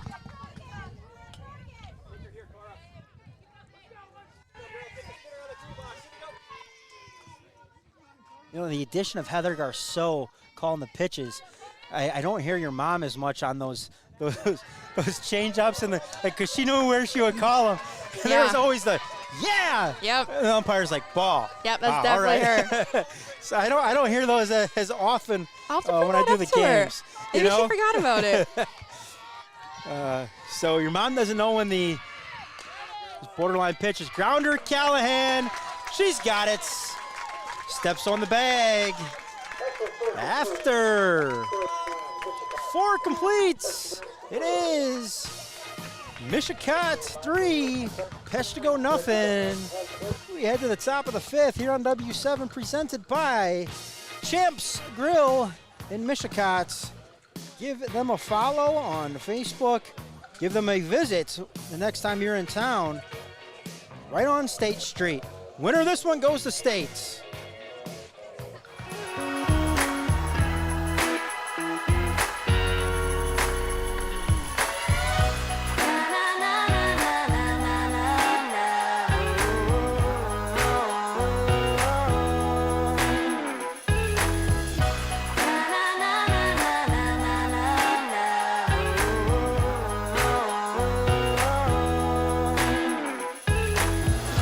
Jolly Good Soda. We put the pop in Wisconsin.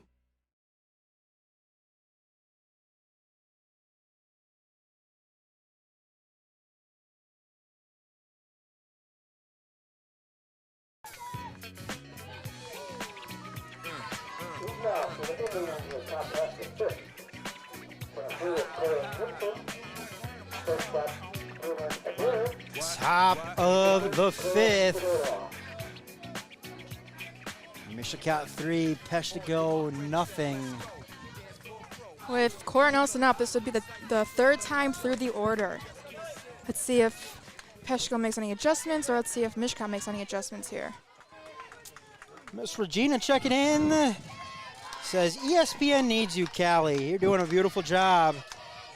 Thank you. There you go. First pitch swinging. Right back up the middle. And the leadoff batter aboard. Callie, you talked about it. Third time through the lineup. This is typically where you run into some trouble.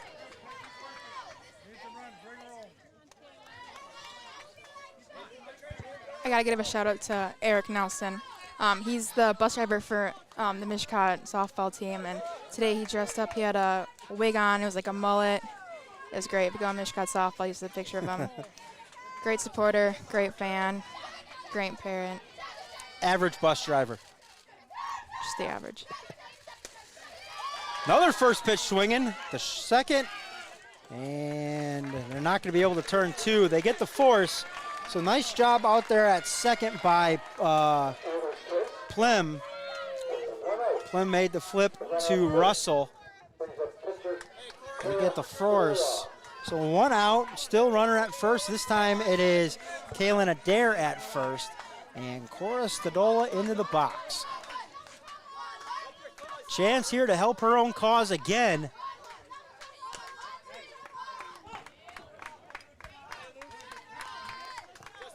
Well, you talked about adjustments. I think Mishicot has made an adjustment. They figured out the first two times through the lineup, they're jumping all over these first pitches. First three batters here have all swung at the first pitch. Yeah. So they figured out that Aarons is, either, coming inside with that fastball or outside corner, and they're looking for it and putting contact to it. Kaylin Adair now is on second. It looks like she's taking a little bit of Caitlin Callahan's play, making the catcher work out down there. Let's see if the catcher can throw the ball away, or see if Peshtigo can maybe get Adair out.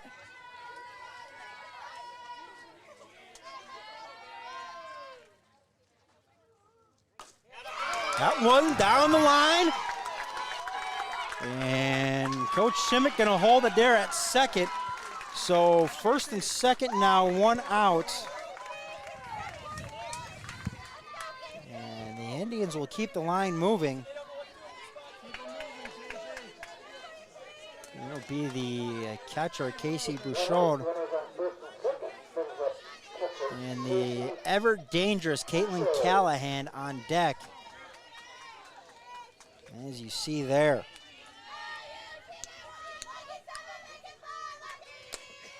First pitch swinging again, on the ground to third.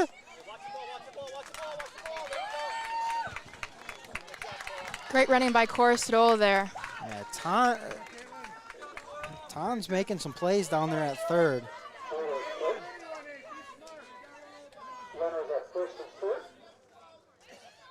And Konjerski will come on and run again. So Konjerski will be at first, Stadola at third.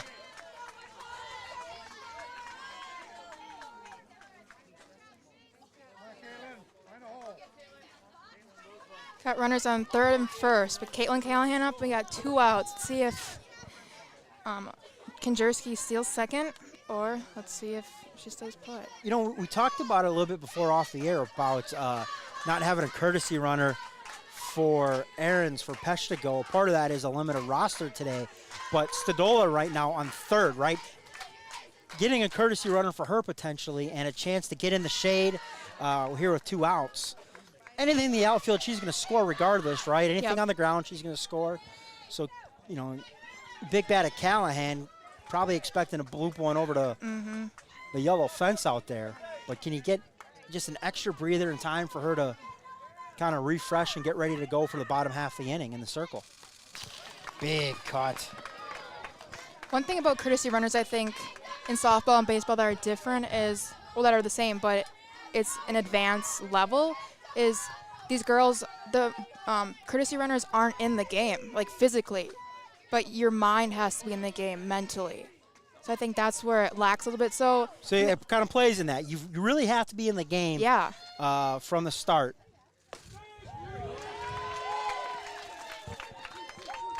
And Alicia Konjersky takes second on that pitch.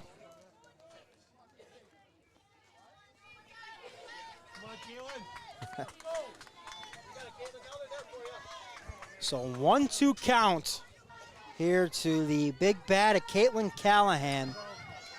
Aaron's looking to get out of this one. This would be a huge out for Peshtigo right here.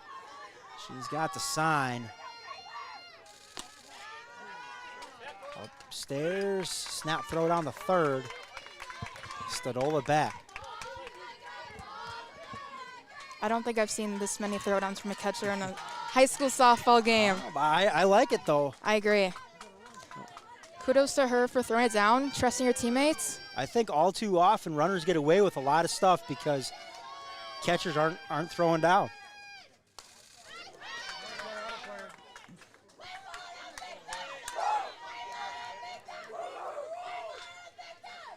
Two balls, 2 strikes, 2 outs here in the top of the 5th, and a big 2 runners on right now.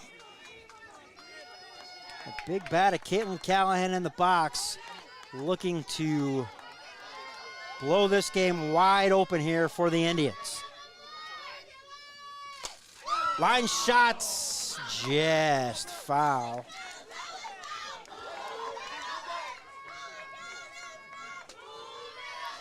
That would have done it, for sure. If I'm on the left side here, I might, if I'm a fan, I might watch out. You never know.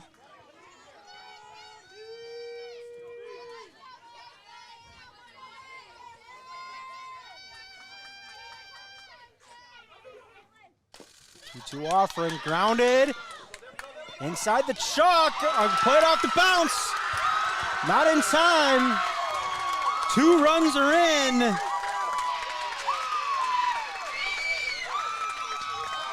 What a tough play for the third baseman there. You had Corsadola running home. She bobbled a little bit. Caitlin Callahan hustling down to first. You talked about it.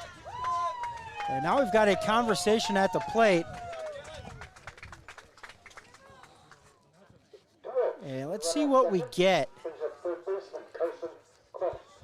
I think they're going to see if it was maybe off the leg or something.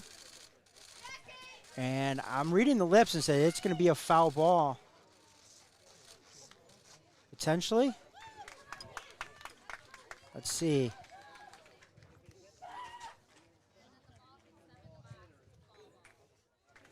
And he's going to come back. He hasn't changed the call yet.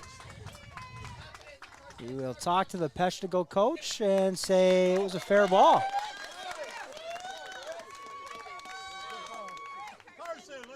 So I didn't see that a hitter in the box or not. I didn't either. Not a speculation. There's a great point in case though right there, always hustling on the bases, hustling it out. Caitlin Callahan standing on second right now.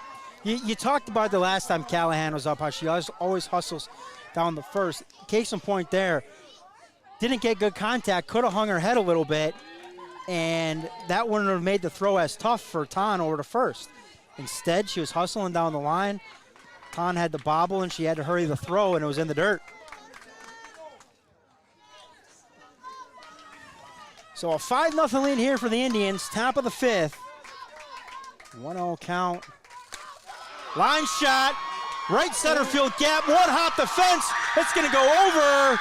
So a ground rule double for Carson Kraus. And that's probably lucky because I think Kraus probably would have been standing at third with a stand-up triple. But as it stands, a ground rule double for Carson Kraus. I think Coach Shimmick over here on third was going to go on and hug her. I think she got told to come back.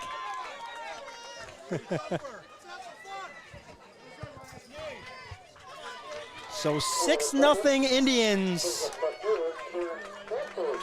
See if Kieran Stanford keep it going for Mishicot here. And this was the third time through the lineup. They started it with the top of the order and Nelson. That one inside. And it's been a lot of jumping on these first pitches. So the Indians have figured something out here the first time through the lineup. Something that Aarons and Peshtigo is doing. Coming first pitch fastball in the location. They're jumping all over these. Grounder up the middle, nice backhand stab. Great play Clem's by the got it over second to first. baseman there. Indians score all those runs on 2 outs.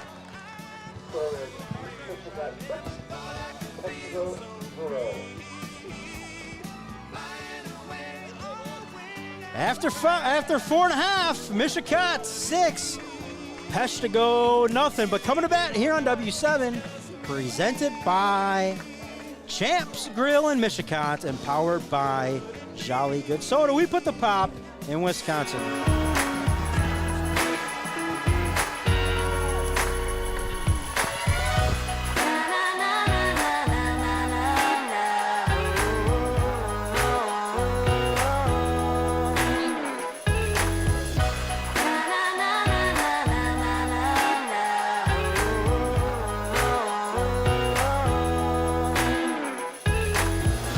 Jolly Good Soda. We put the pop in Wisconsin.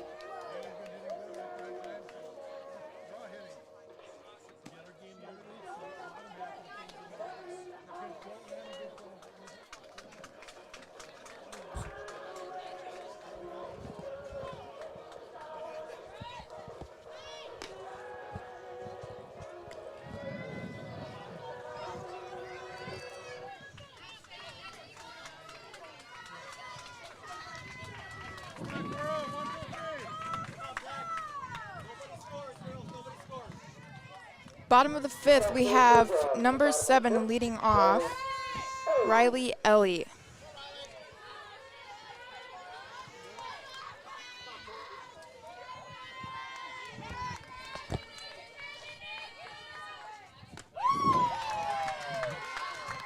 Big swing, high strike.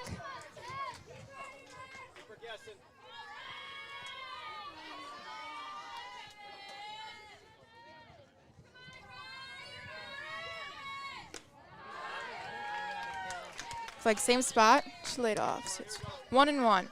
Garrick Tramp checking in, catching up on some comments from Anchorage, Alaska, cheering on these Bulldogs. Garrick, let's see if they can't get something going here for you. And they're home half of the 5th.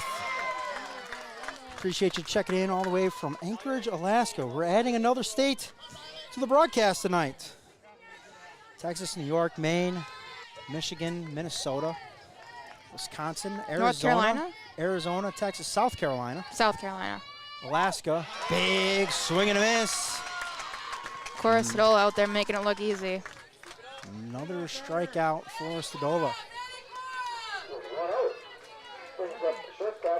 You know, the way Stadola's pitching, I think Armbruster's just wasting her voice. She's positioning the outfielders. Stadola's missing all the bats of the Bulldogs right now, so I don't think it really matters where they're at. I'd tell them to go sit in the shade. But top of the order here in Russell. If I remember right, I believe she hit both of them to the right side by Bailey Carrico at second.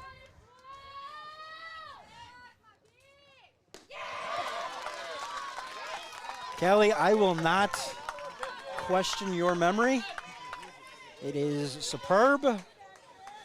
you could probably remember things from 25 years ago and what shoes kids were wearing. We've always known that about you. Right side, again, not at Carrico, but off the fence down there. We'll come back and do it again.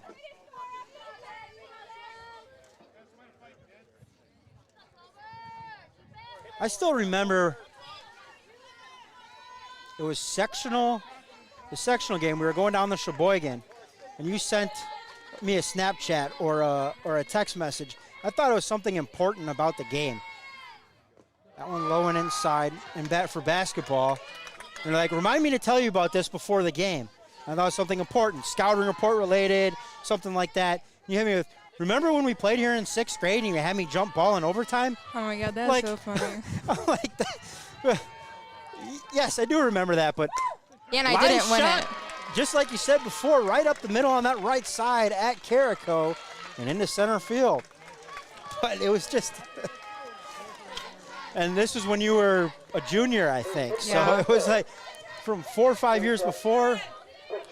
Good times. Got a memory bank like no others when it comes to kids and some of these sports moments and memories you've had.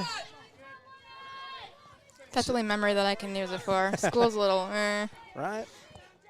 So the Bulldogs get the line, keep the line moving here. Bethany Aarons, the pitcher of record in the circle. She's now in the box. Big cut. That one out of play. I think it'd be big for Mishicot to get 12 or 18 here to get them out. I believe the past 2 times they've been up, they've both gotten on. So let's see if...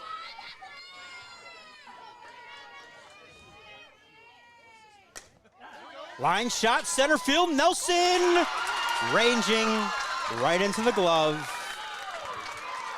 And 2 outs. What a big grab.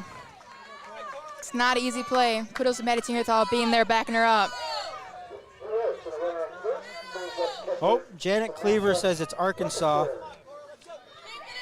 not Arizona. My bad, Janet. We'll scratch Arizona off the list. We'll add Arkansas to it. Unless someone's watching from Arizona. Unless we've got anybody in Arizona. No, all the snowbirds are home now.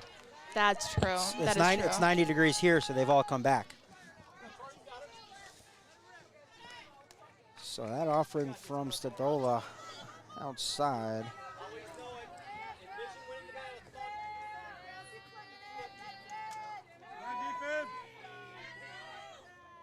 Sam LaCursi watches that one scoot all the way to the fence.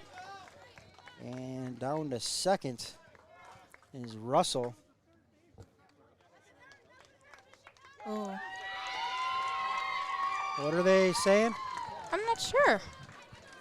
She was already maybe on her way there? Oh, I think it went out of play.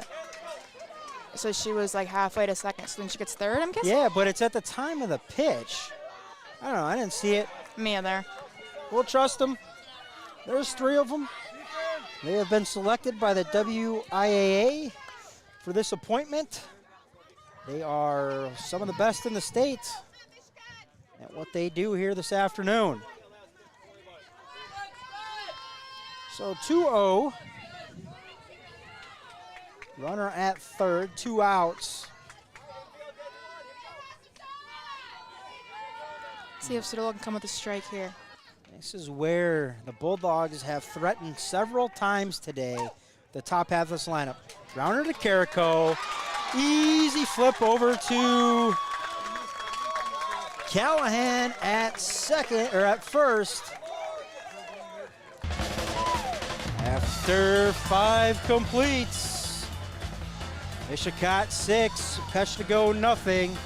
Bulldogs running out of chances here. Mishicot will look for some insurance runs here on W7.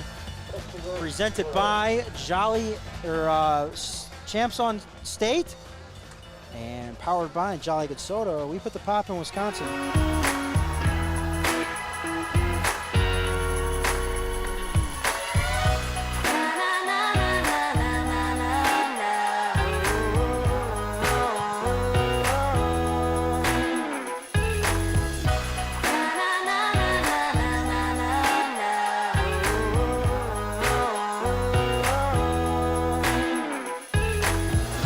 Jolly Good Soda. We put the pop in Wisconsin.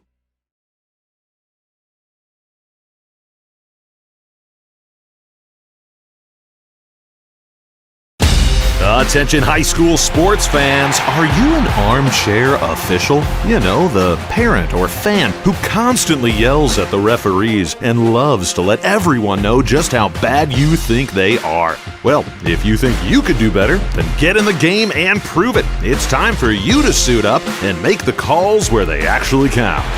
Every sport in Wisconsin needs more officials. Sign up today at highschoolofficials.com.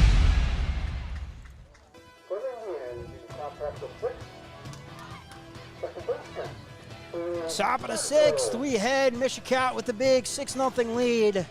They'll look to add to it. And this is how they got one of their runs, was at the bottom of the order, getting on and the top driving them in. Bailey Carrico lead things off. She takes ball one. Callie, good news, most important news of the day. The Wiaas are watching from Arizona, cheering on Mishicot, so we've added Arizona back to the list of states. I'm glad. You can play the license plate game, or you can broadcast high school sports and see how many states you get that way. Either option is fully acceptable. I think we're up to like 12 today. Looking for international viewers, potentially. That's got to be like a record. Carrico sends that one right center field. Going to get by the center fielder. All the way to the fence, Carrico around first, and a stand-up double to get the action going here in the 6-4 Mishicots. The Mishicot bats are not backing down.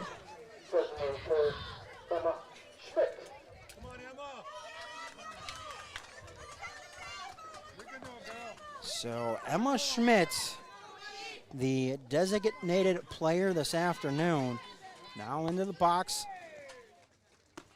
high upstairs, 1-0.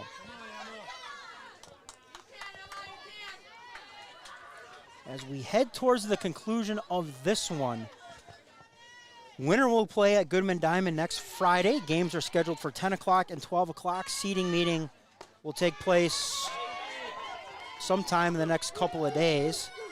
Friday, Saturday, or Sunday. And then Saturday. I think it might be Saturday. Callie, you know your mom probably has all the information. So seating meeting will be on Saturday, then that will determine when the winner of this one would play. They come inside, and diving as Aaron's unable to make the play. And she's slow to get up. As we've seen today, Aarons has done everything she can for this team. I mean, she's pitching, she's on the ground diving, trying to do everything for her team. Yep. And as you know, I've always said seniors are the only kids I don't want to see this time of year. I'll play seniors in the regular season all day long, but I don't want to face them come playoff time because, as you see there, Aaron's hitting the deck. Aaron's hitting the deck there, willing to do anything and everything for her team to make a play, get an out. And that's the senior mentality at this time of year.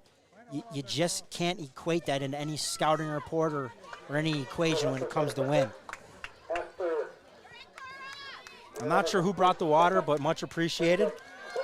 I don't think we were complaining about water on the broadcast. It was Bob Shimmick. Ah, of course. Your grandpa.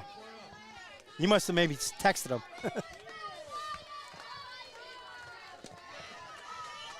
So first and second.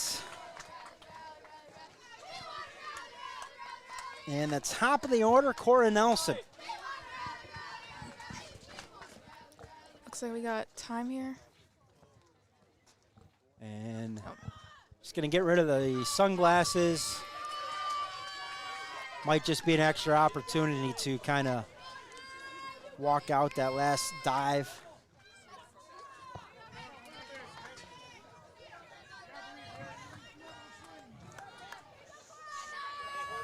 So back into the box, the 1-0 offering. And Nelson sends that one foul, 1-1.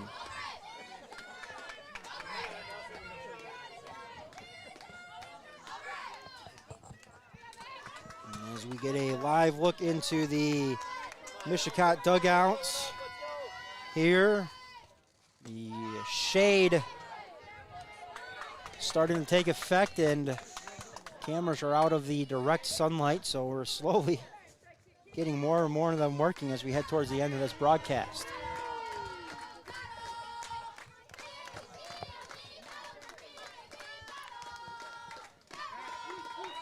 Got one in there for a strike.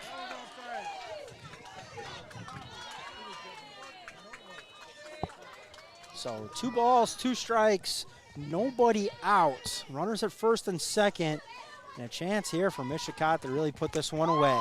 Big swing and a miss from Nelson. So Nelson down on strikes for the first out of the inning.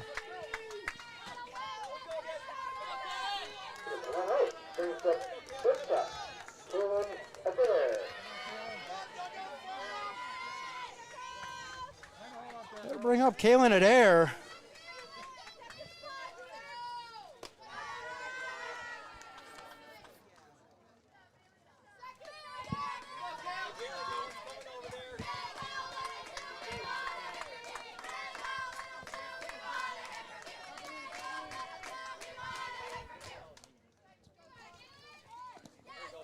One skips in there.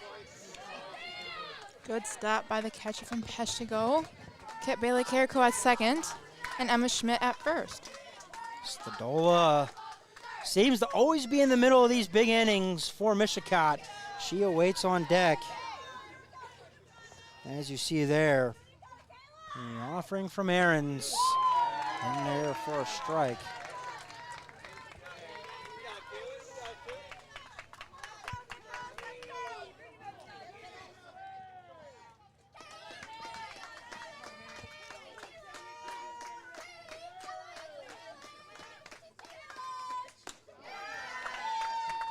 They're not chasing upstairs. It's a 3-1 count. Quick update from around the state. Kenosha Bradford leads Oak Creek 1-0. Bottom of the 7th. Ball 4. That will load them up.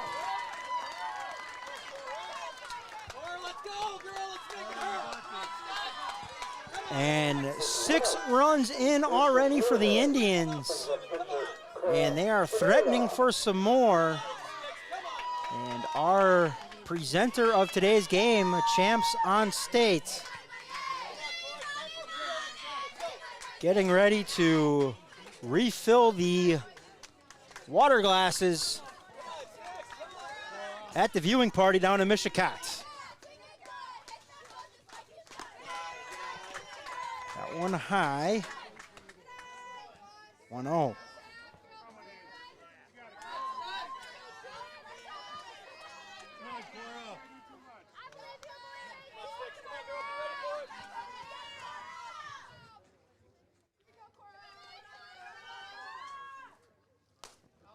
Cora turns on that one, pops it foul. One good look there at the pitcher-catcher combo for Mishicot. Stadola in the box. Bushold on deck. They are hoping to do some damage so the next time they take the field. They've got a nice 8-0, 9-0 lead. Snap throw down the third. Back in time is Carrico.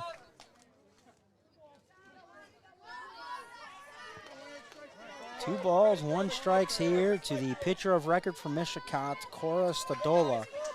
Don't have the official numbers in front of me, but she has thrown a gem. 5, 6 strikeouts at least, gotten onto some big jams. Foul tip right off the mask of LaCourcy.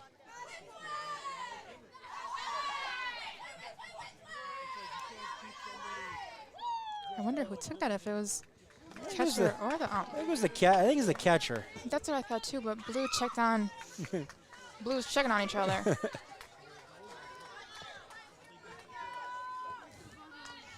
Two and 2 on Cora Stadola. Bases loaded. Or stick around after the game We'll have our Jolly Good Soda Player of the Game interview. Might do it with a couple kids. We'll see. Big swing and a miss.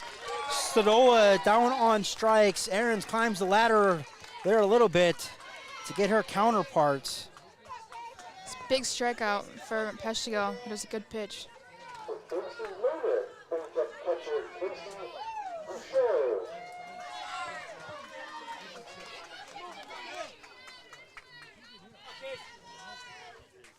So now with 2 outs, the catcher. First pitch swing and lifted right Looks side. short. Coming on, making the grab. Is Rich out there in right field. So Aaron's able to pitch out of the bases loaded jam. And after 5.5, it is Mishicot 6, Peshtigo nothing. But coming to bat here on W7, 6 outs remaining. They trail by 6. They're going to have to get something going. You're watching W7, presented by Champs on State and Mishicot, and powered by Jolly Good Soda. We put the pop in Wisconsin.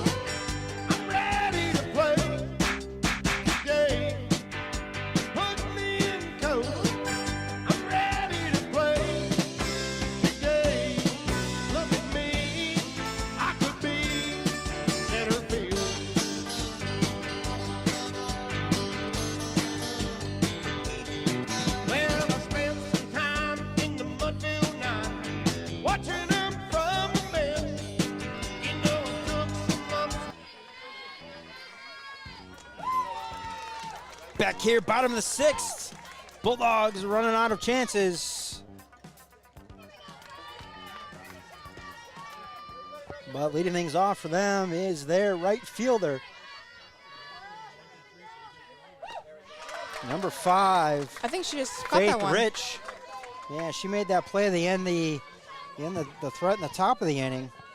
We do have another update around the state. Green Bay Pebble lost to Kakana 10-0 to go to state. Ground ball right back to the circle.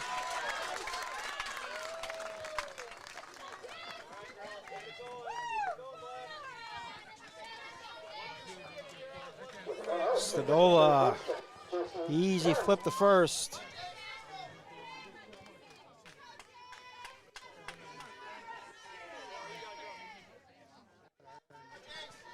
So now with 1 out, Ton in the box, the third baseman. She's been busy making some plays over there at third.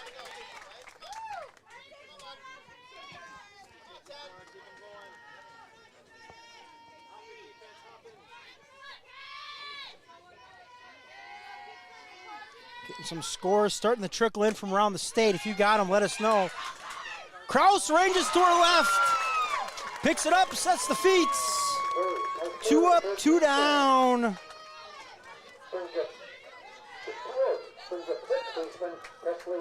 As we check on the out-of-town scoreboard, Oak Creek scored 1 in the bottom of the 7th. They're headed the extras. That's Oak Creek and Bradford. Iola Scandinavia beat Algoma 3-2 in a classic. So Iola Scandinavia headed to state. Freedom leads Waupun 9-1, bottom of the 5th. Iola Scandinavia is a good team. I've met them in sectional final games, regional games. Very good team. Watertown and Oshkosh West tied at 1. Chopper back to Sadola. She'll plant, fire. Top of the 7th we come. After 6, it was a 1-2-3 inning. Mishicot 6, Peshtigo 0. The Indians will look to add some insurance runs. They are 3 outs away from state, but first the bats. Today's game brought to you by Champs on State in Mishicot, right across from par 5. And we are powered by Jolly Good Soda. We put the pop in Wisconsin.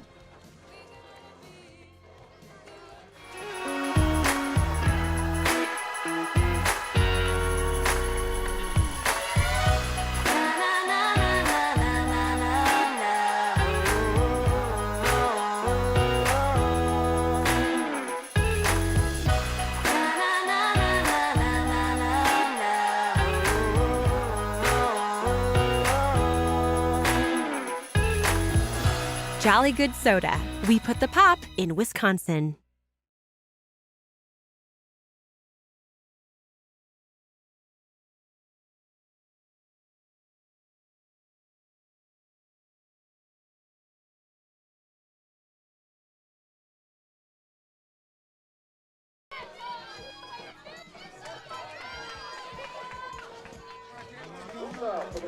Well, here we go. Top of the 7th.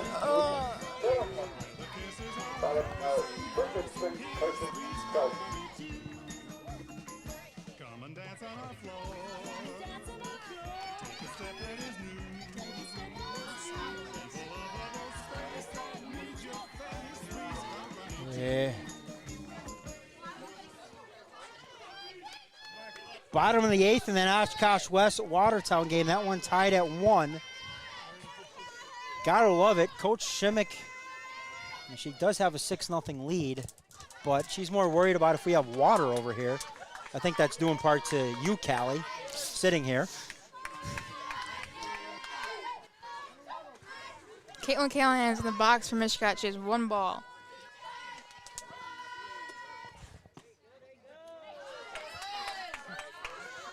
That one low inside, 1-0. So as we mentioned, stick around after the game. We'll have our Jolly Good Soda Player of the Game interview.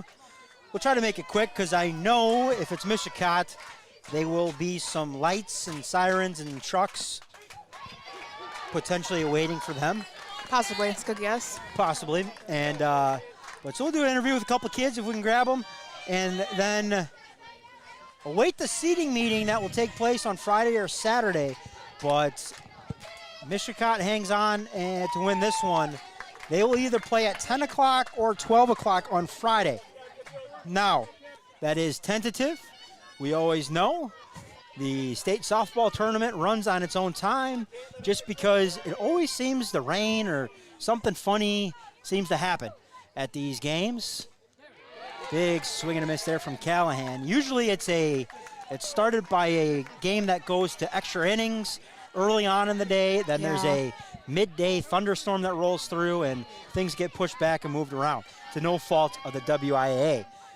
They put on a great event down there. One of these teams looking to join it. If I remember right, I think it was in 2019 when Mishicot made it to state. We were the last game of the day on Thursday. Was supposed to start at like 8 o'clock. And it was like, I think they made the rule, like, if it gets to 10 o'clock, then we're cutting it. You guys can come back tomorrow. And I think we were like minutes away from 10 o'clock. You guys were. It was, yeah, we were told that if warm-ups and everything couldn't be completed by 10 o'clock for first pitch to happen by 10, they were going to obviously have you guys come back the next day. And that game before you guys got done just in time. And I think you guys got warm-ups done at about 9:55. And first pitch was there, and people are driving home at midnight. But it's memories like those. Ground ball right side. Sliding over in front of it is Plim. But Callahan over to second. 1 out. Carson advancing the runner this time. Last time it was a ground roll double for her. So good contact the last 2 times for the sophomore Carson Kraus. And that'll bring up number 5, the left fielder, Karen Sanford.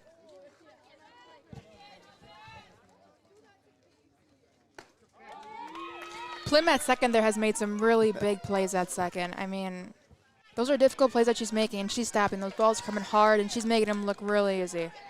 She has. Ryan Wiegert checking in. And that one high. Oh, nope, strike.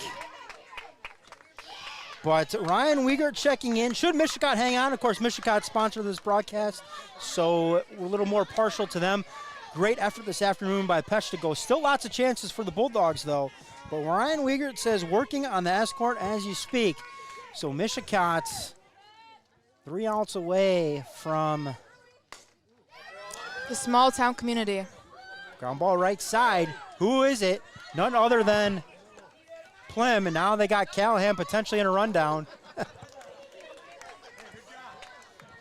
Looks like Caitlin Callahan wants to run there, but it doesn't look like the catcher's giving her the day of time to really get in a pickle. She just forced her back, which is smart. Callahan's run about 3 miles today, and she's only been on base twice. Well, this is her 3rd time. But so 2 outs. But so if you're from Mishicot and you are listening to the broadcast, no reason to jump on Facebook and ask what the sirens will be later on tonight. It will be something that Mishicot does well. And to no surprise, they do it often, usually about once a year for either individual qualifiers for wrestling or track or state girls basketball. This time it's looking like it'll be softball once again. Carrico right side. Plim with all 3 outs in this half of the inning. So very impressive for Plim over there at second. But I'm sure Mishicot, they're okay with it. They are 3 outs away now, the most important 3 outs of the game. To the bottom of the 7th we head. It's getting late for the Bulldogs. Will somebody let the dogs out over there in Peshtigo, or will Mishicot keep them contained for the 7th? You're watching W7 presented by Champs on State and powered by Jolly Good Soda.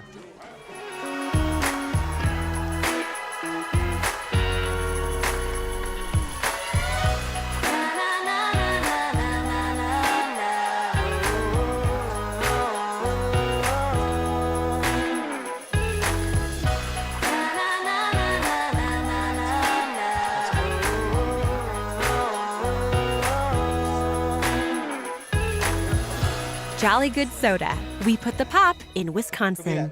Travel.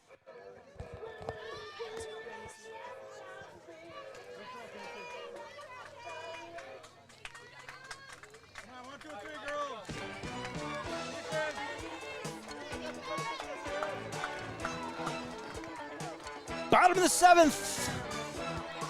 Last chance here for the Bulldogs of Peshtigo.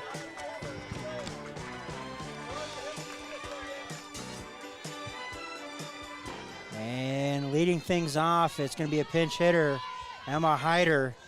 She's in the box, right-hand side. Stadola starts her off with a strike.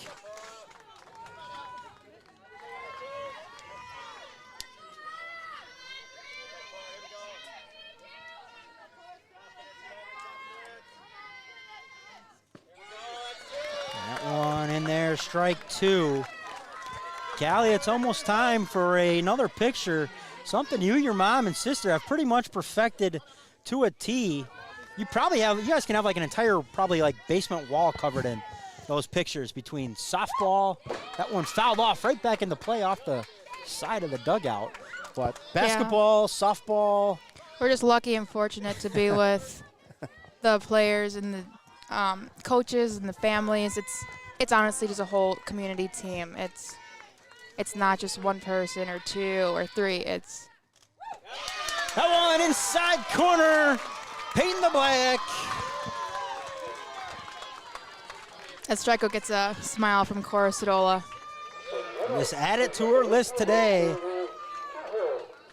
Avery Keyhole, number 8 in the lineup, number 2 here in this half of the inning. Should look to try to get something started. That one in there for a strike. Talked about it in the open, Callie. I didn't see it going this way. I mean, the pitching of.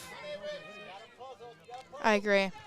The pitching of Peshtigo has been stellar all year. I didn't think. I was seeing this more in a 3-2 game. Ground ball, Callahan.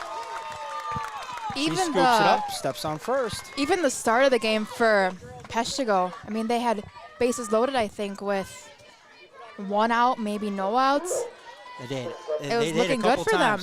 I honestly, I didn't see Mishicot. You know, they've given up some runs this year. Yep. But it's been the big bats that have dug them out of those holes. I didn't see a shutout coming here from Coruscadole and the rest of the Indians.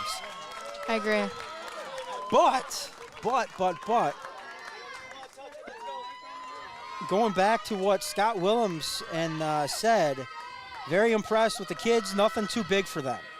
And it carries over from multiple sports, volleyball, basketball, softball. Definitely.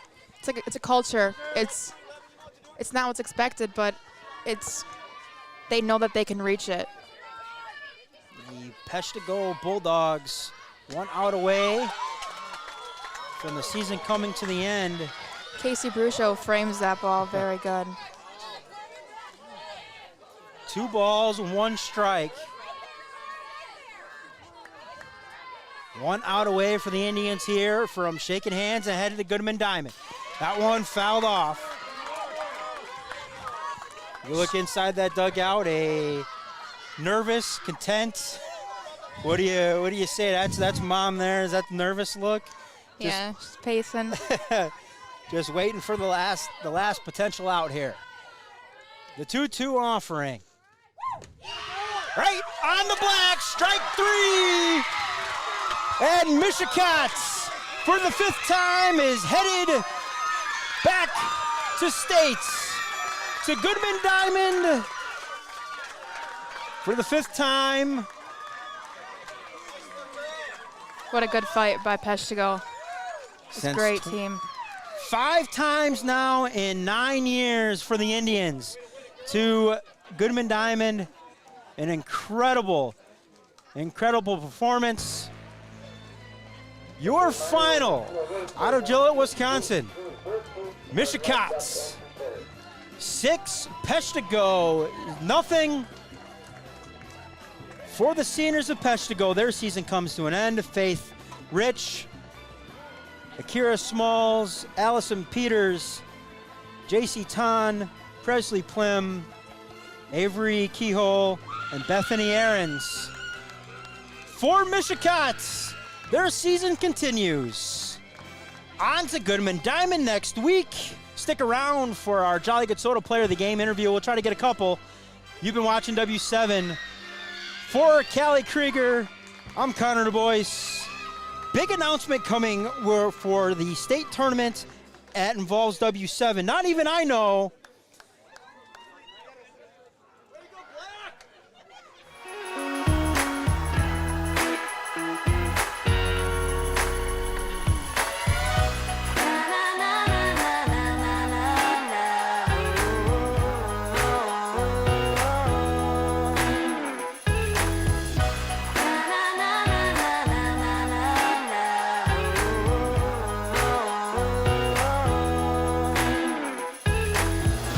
Jolly Good Soda. We put the pop in Wisconsin.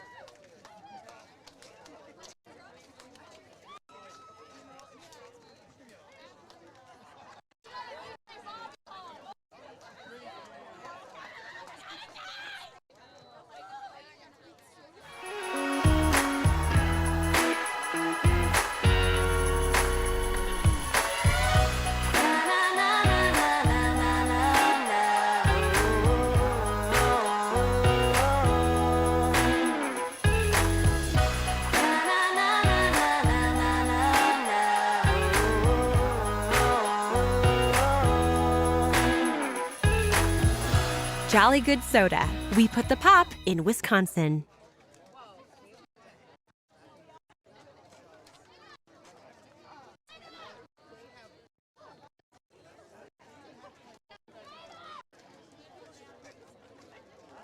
At this time, we would like to congratulate the Bulldogs from Peshtigo on their outstanding season.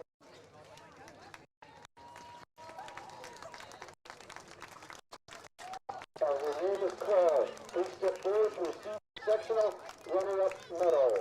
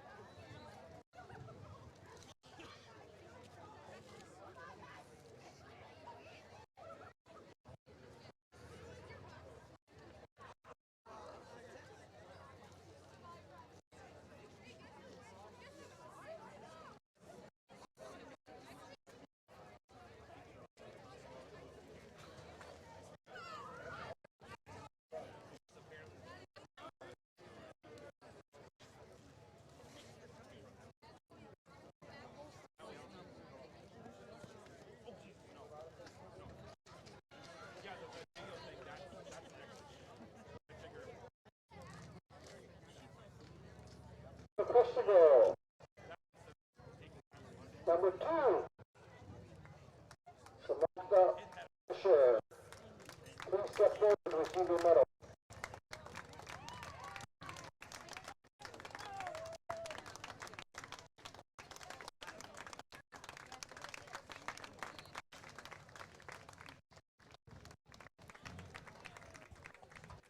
Stick around. We will have our interview coming up after the medal and trophy presentation. The visiting or the Peshtigo Bulldogs, they're receiving their individual sectional qualifier medals, and Mishicot will receive them afterwards. And then we'll have our Jolly Good Soda Player of the Game interview. We got a couple kids lined up, so stick around for that. Stay with us.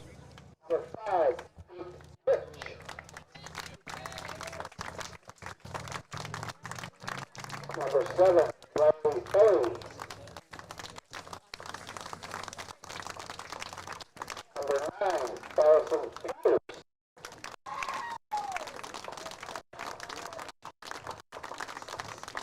Number 10, J.T. Connor.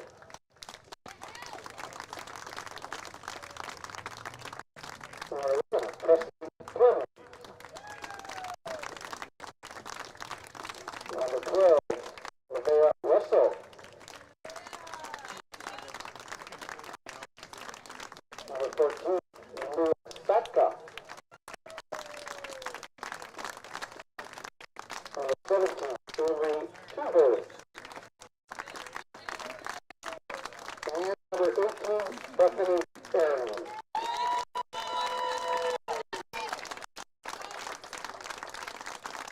Congratulations, you guys, on the outstanding.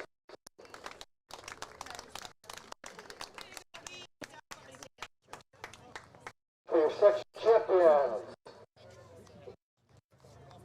congratulate the Queens of Mishicot. Number 2, Leland Adair.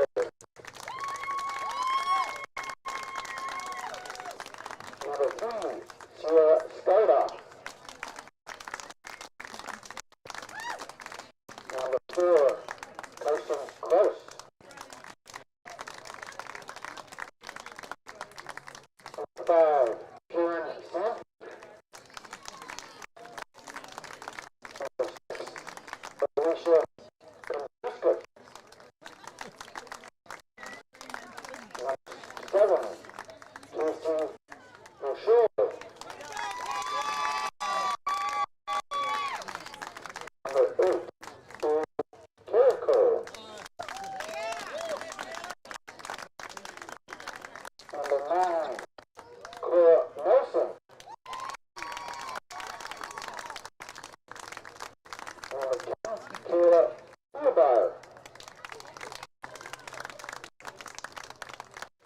11 for Wiaa. Number 12, Maddie Peshtigo. Number 13, Emma Schmidt. Number 14, Caitlin Callahan. Number 15, Taylor Koshik. Number 16, Tiffany Mishicot. And number 17, Taylor Conrad.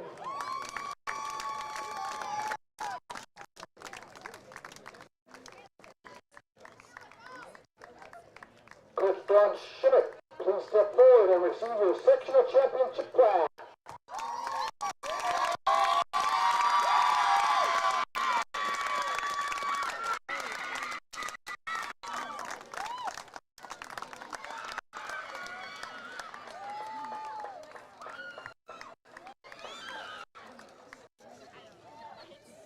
We wish the best of luck to the Indians of Mishicot at the Wiaa State Tournament.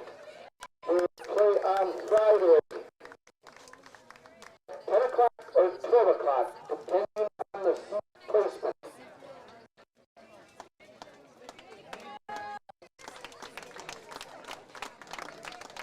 Thank you for coming, and please drive home safely.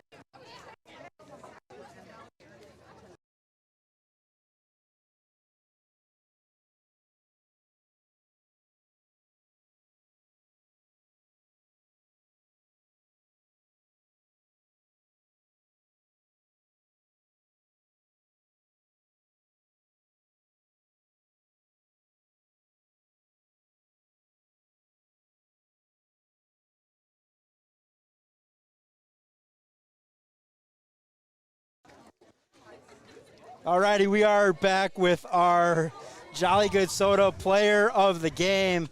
It is junior Caitlin Callahan. You got the support over there.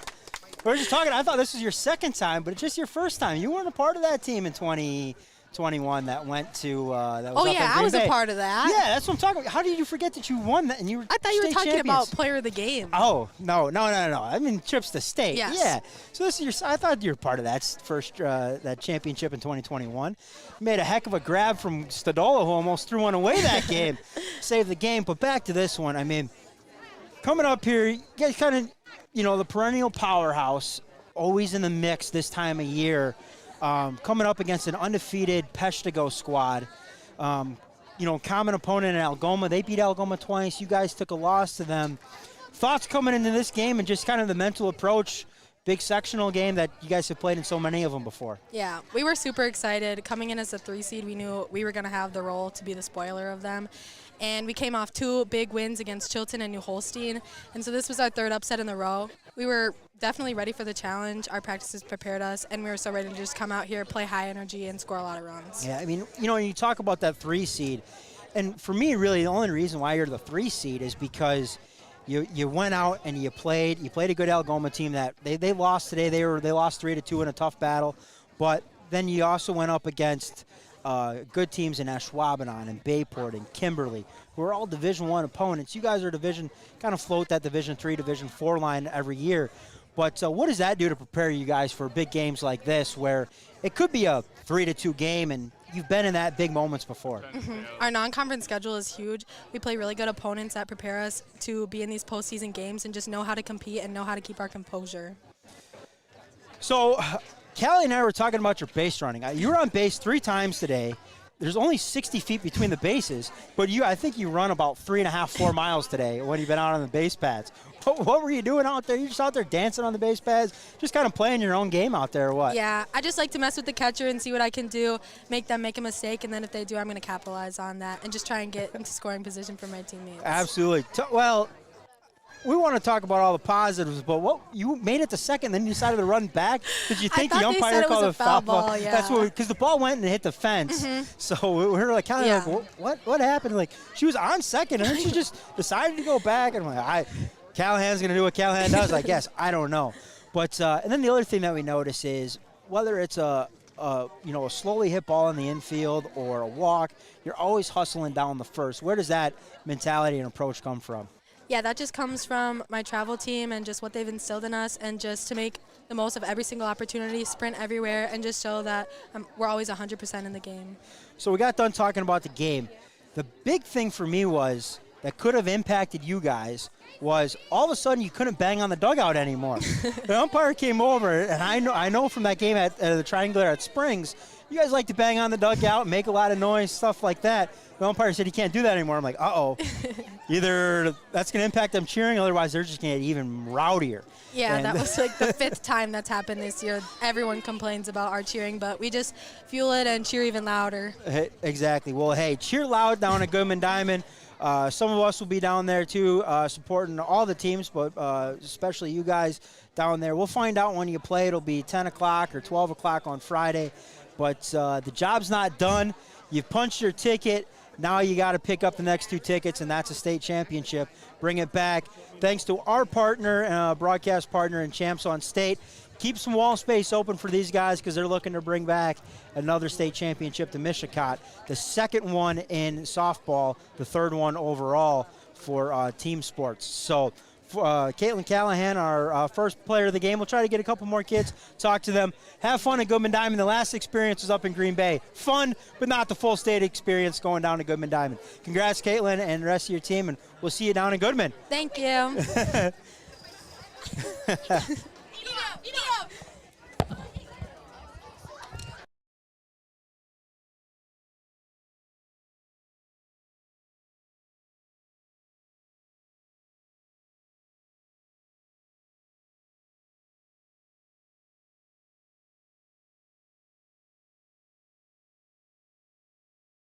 I'm fancy.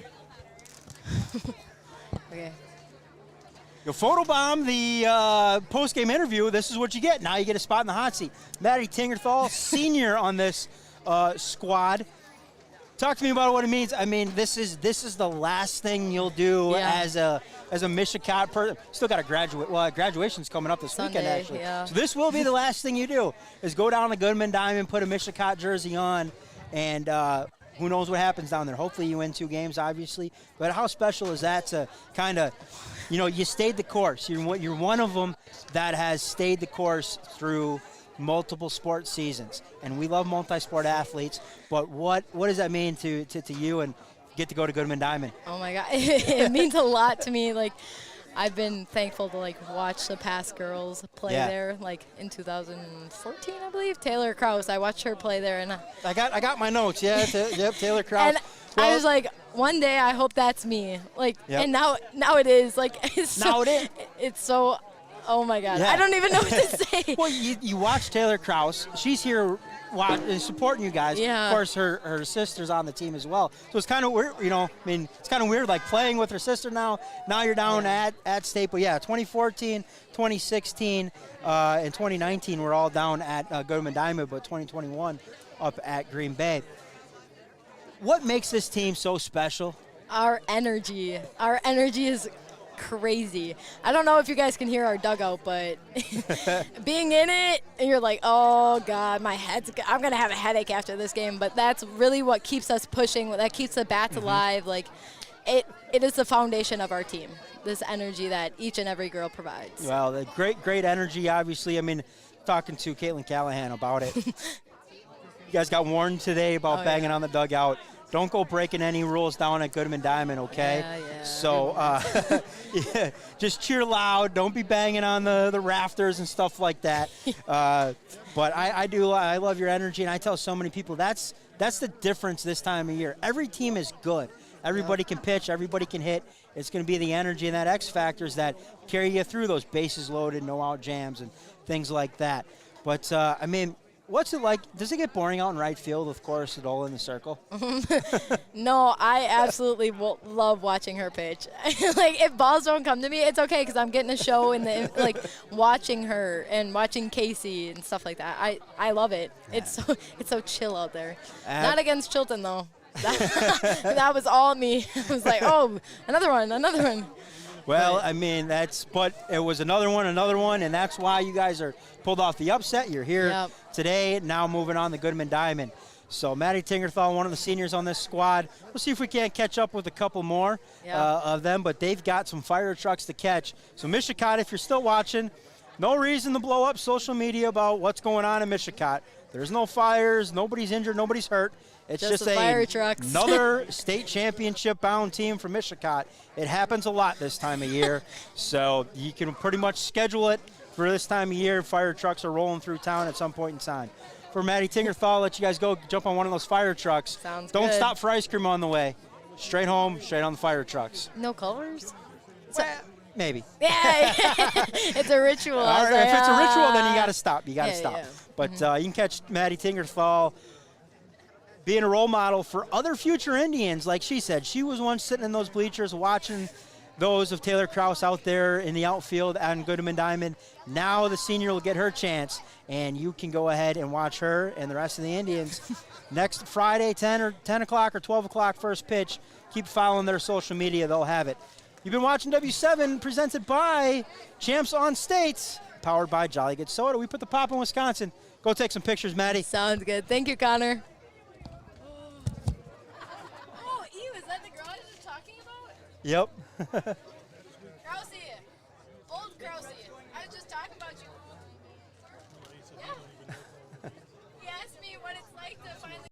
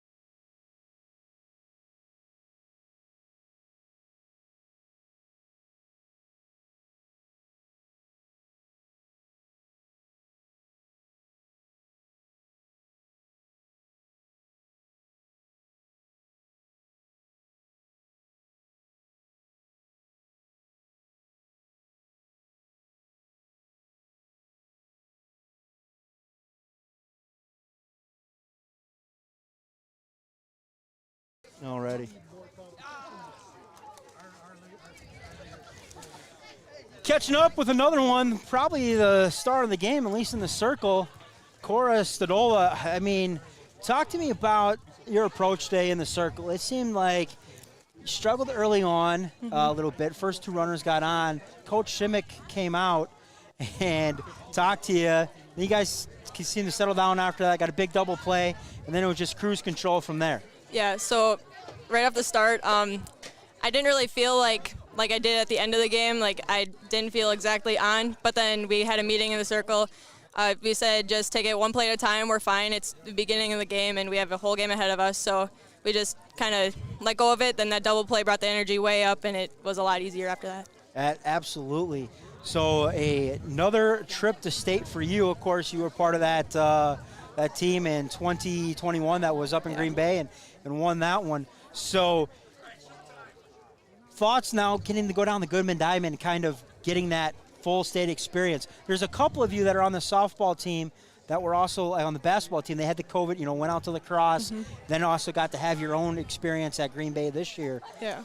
What's it going to be like for you and the rest of the team to have that kind of first true state experience where everybody can come and it's at the place it's supposed to be played at? Yeah, it's going to be really cool with a big diamond, big crowd, and since it's going to be a longer trip than Green Bay, I think we'll make a lot more memories on the bus because, we're always screaming. We have the back of the bus singing the whole way down. It'll be fun.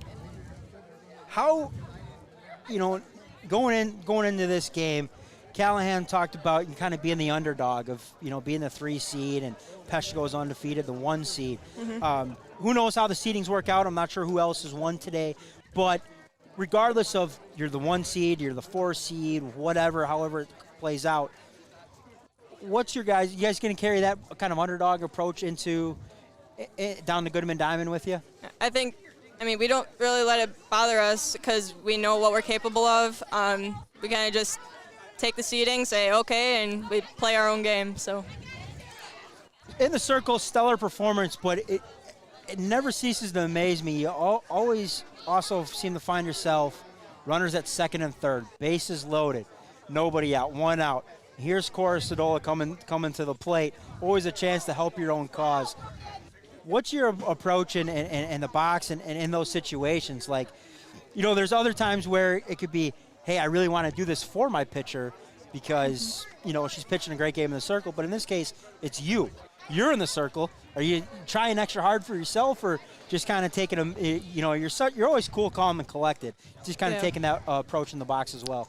It doesn't really bother me that much. Like, I just keep in mind that I have a really good defense behind me. I don't really have to worry, if I miss right down the middle, I know I have a defense, they'll get the out. But in that situation, I just wanted to take some pressure off my team and just, strike them out. That's great. Yeah. This time going down the Goodman Diamond, Maddie Tingerthal before said your bench energy and everything is something that's special. What you guys do so much stuff off the field that I see on social media. Yeah. How big does that play into your success as well? We basically feel like a family because we're all so close. There's not really groups. We're all together. And then our energy bus that we talk about every week, that helps a lot because with no energy vampires that we call them, everyone's always positive and it makes it a lot easier to work together and win. Absolutely. The energy bus, please tell me you don't have the same bus driver for your energy bus as you do for your regular road trips for the softball season. Mr. Nelson. Mr. Nelson, he's the best bus driver. He's the best bus driver. Yeah. Who knows what his outfit for state's going to be? My goodness, I'm looking forward to seeing that one. Yeah. I don't know. We might try to get a W7 exclusive interview with the Mishicot bus driver. So check the social media for that one. But Mishicot, Cora Nelson and the rest of their Indians, they are headed back shortly. They might stop at Culver's on the way home, so the parade might be postponed a little bit. But they are state-bound, headed back to Goodman Diamond. That means fire trucks, sirens, lights, the whole works. So come out tonight, line the streets, welcome these ladies back home and then send them off next week when they go down to Goodman Diamond. Probably, I'm guessing, maybe on Thursday. If they're playing at 10 o'clock, they'll probably go down Thursday and try to make a full weekend of it. Win 2. For Cora Stadola, Maddie Tingerthal, Caitlin Callahan, Coach Shimmick, Callie Krieger, who was my play-by-play with me this afternoon, and for the rest of the Mishicot Lady Indians, we will see you next time at Goodman Diamond. We won't be calling any of the games. We leave that up to the WIA and their partners with the NFHS network, but I'm sure we'll have social media and all sorts of stuff and some behind-the-scenes interviews with players and coaches and stuff like that. So give us a follow, increase our followership. We're closing in on 20,000. But once again, big thank you to Mike Garceau, your uncle, and the rest of the fine folks out at Champs on State. As I said before, keep some wall space open. This crew is looking to hang a new banner and put another gold ball in the trophy case for Mishicot. You've been watching W7, presented by Champs on State and powered by Jolly Good Soda. We put the pop in Wisconsin. The next time you see them, they'll be rolling in the Mishicot on fire trucks. It's been a good year. We will see you at Goodman Diamond.